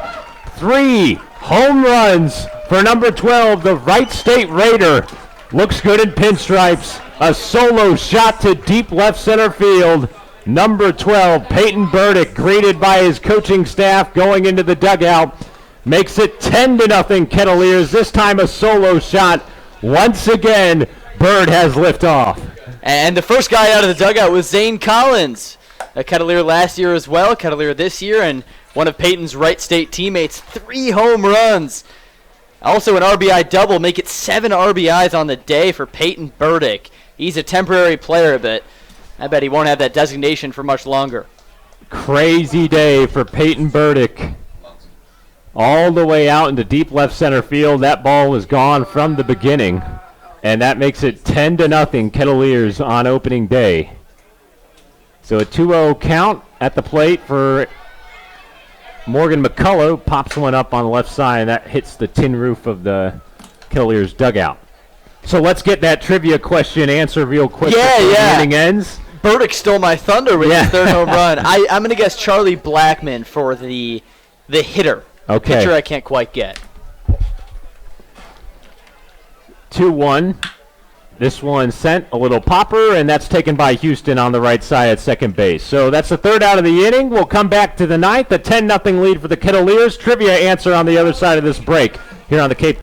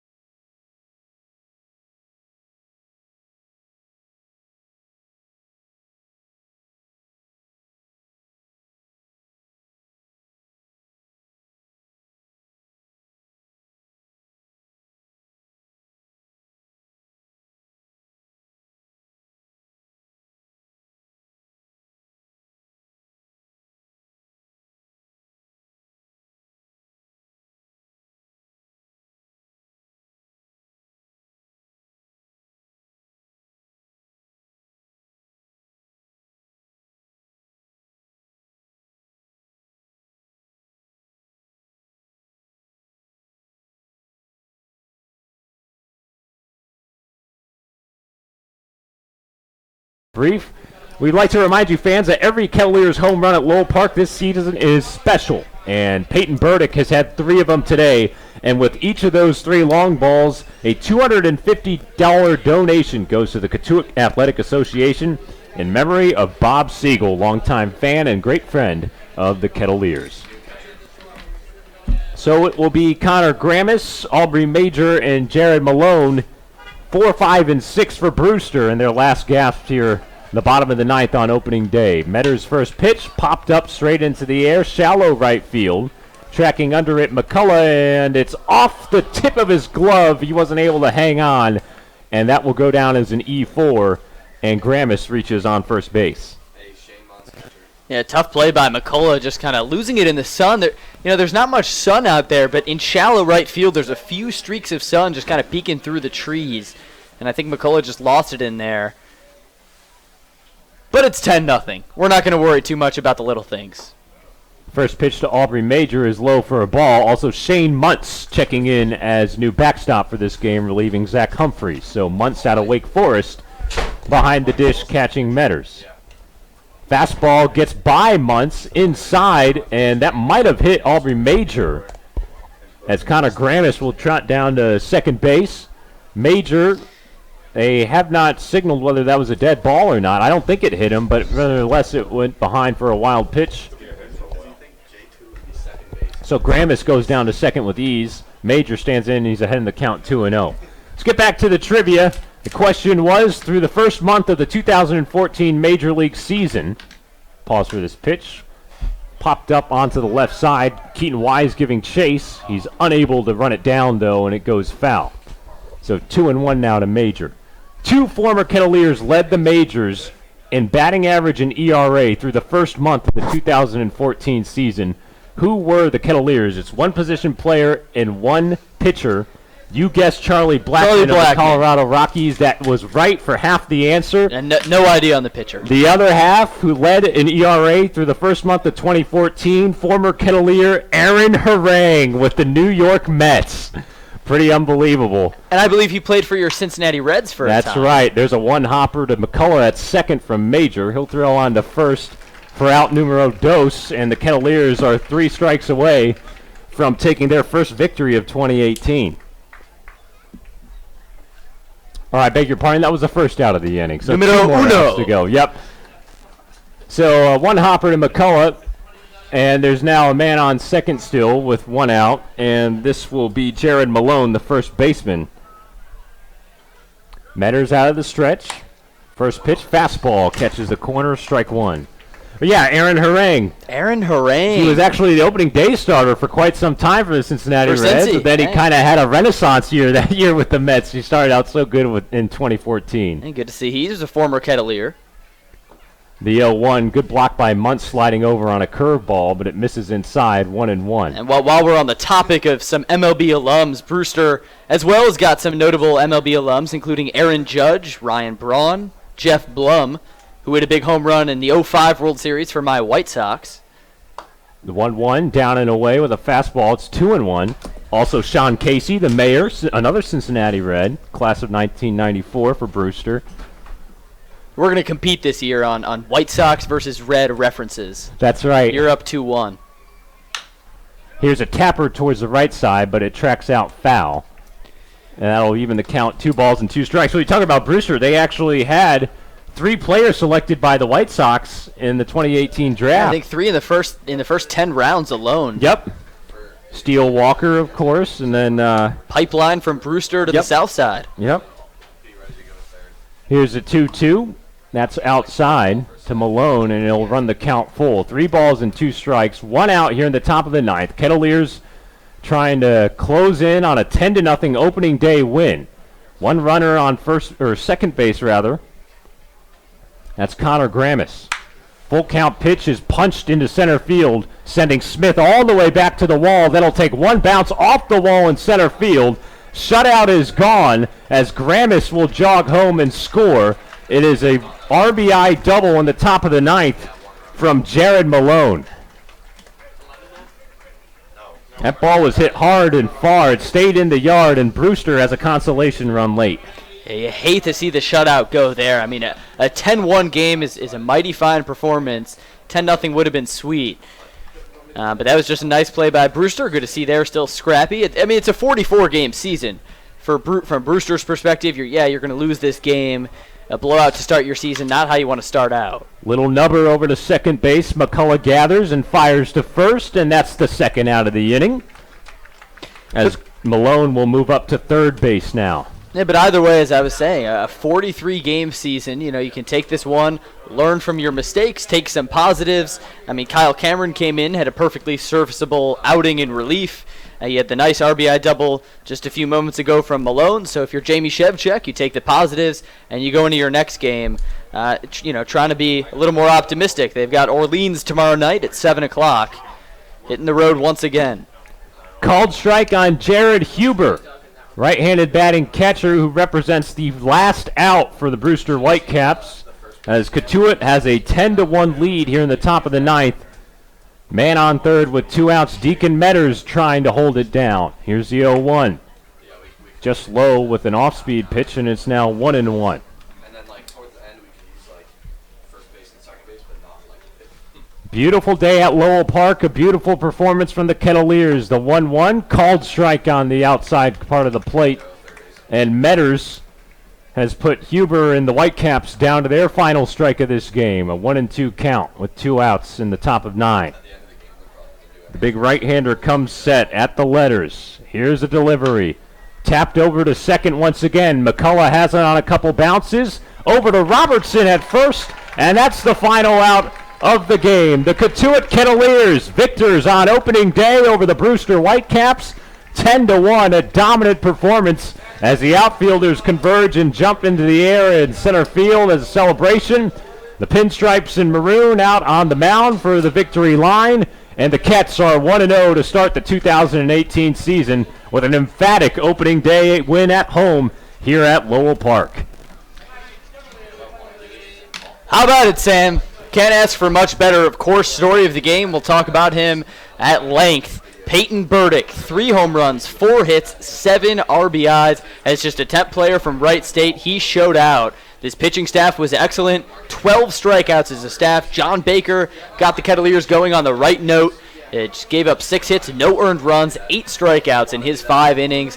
An all-around dominant effort by the Kettleers and a 10-1 opening day win. You really can't ask for better if you're Mike Roberts. That's right. It was an impressive day, and we'll break it all down with final stats and post-game thoughts on the other side of this break. The Kettleers take Game 1 of the 2018 season 10-1 over Brewster. We'll be right back to put a bow on it after this here on the Cape Cod Baseball League Network.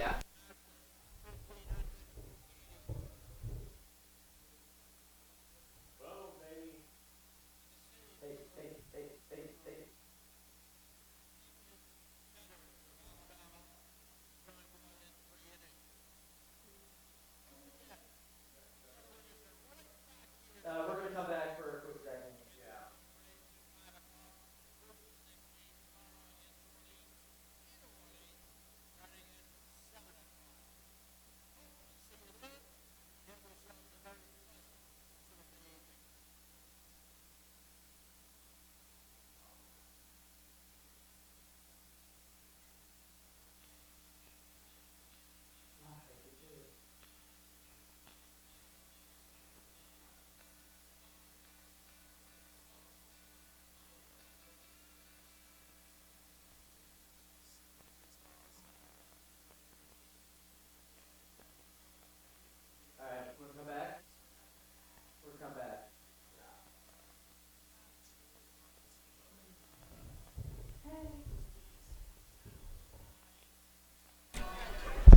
Welcome back to Lowell Park. We're wrapping up 2018 opening day, and it is a victory for the Cotuit Kettleers, who win 10-1 over the defending league champion Brewster Whitecaps. An impressive day for the Kettleers here at Lowell Park.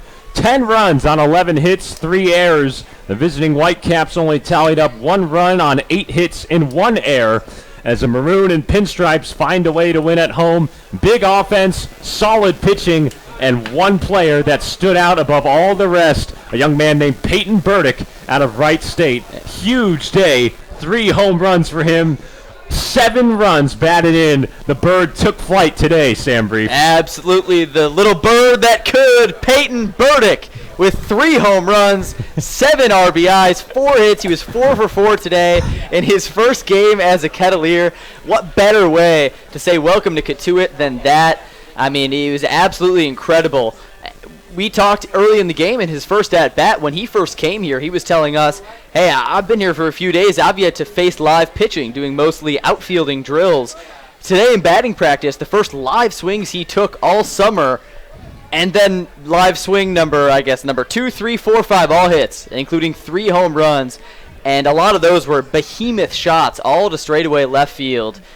He's the MVP of today, but as a team for Cotuit, a 10-1 win. Of course, just a 1 run coming across in the 9th. Virtually a shutout for the Kettleers. The pitching staff was excellent. All started with John Baker with the 8 strikeouts in his 5 innings. And then Deacon Metters closed things well, getting 4 strikeouts in his own right, a 12-strikeout performance. You really couldn't ask for better, Sam. Yeah, Deacon Metters goes 4 innings, strikes out 4, only allowing 2 hits and 1 earned run. John Baker, the winning pitcher, a 5-inning performance, only allowing 6 hits, no runs, and as you mentioned, Sam, he struck out 8. Those two were able to combine for a big punch-out day. Kettleers looking good on the mound and at the plate, driving in 10 runs on 11 hits, and as we just mentioned, Peyton Burdick, your player of the game, he went 4 for 4 today, 3 home runs, and 7 runs batted in. He also had a 2-run double. A phenomenal debut for Peyton Burdick. This is a guy we're going to be excited to see for hopefully the rest of the season. A temporary player right now, but that was one great audition to get the season started. Man, I'm itching for tomorrow. I want to see Peyton swing some more. I wish he had 8 at-bats instead of just the 4. But, of course, we'll be back in action in less than 24 hours. Speaking of tomorrow, we hope you join us for tomorrow's broadcast as Harvey Shapiro's Bourne Braves are in town visiting Lowell Park. A 2-game homestand to open up the season for the Kettleers. Same time mañana, 5 p.m. first pitch. You can listen to us right here on Mixler, Cotuit Broadcasting, or on YouTube. Watch the live stream to get the visual of Lowell Park as well for our simulcast. Should be great, all here on the Kettleers Baseball Network. So a great day for the Cotuit Kettleers tomorrow against the Bourne Braves, 5 p.m. We'll talk to you then. Once again, the final from Lowell Park, Cotuit 10, Brewster 1, an opening day win for the Kettleers, a loud one at that. Peyton Burdick with 3 home runs. We'll talk to you at 5 tomorrow. Until then, for Sam Brief and our entire Cotuit Media crew, I'm Sam Niederman. We'll see you tomorrow at 5.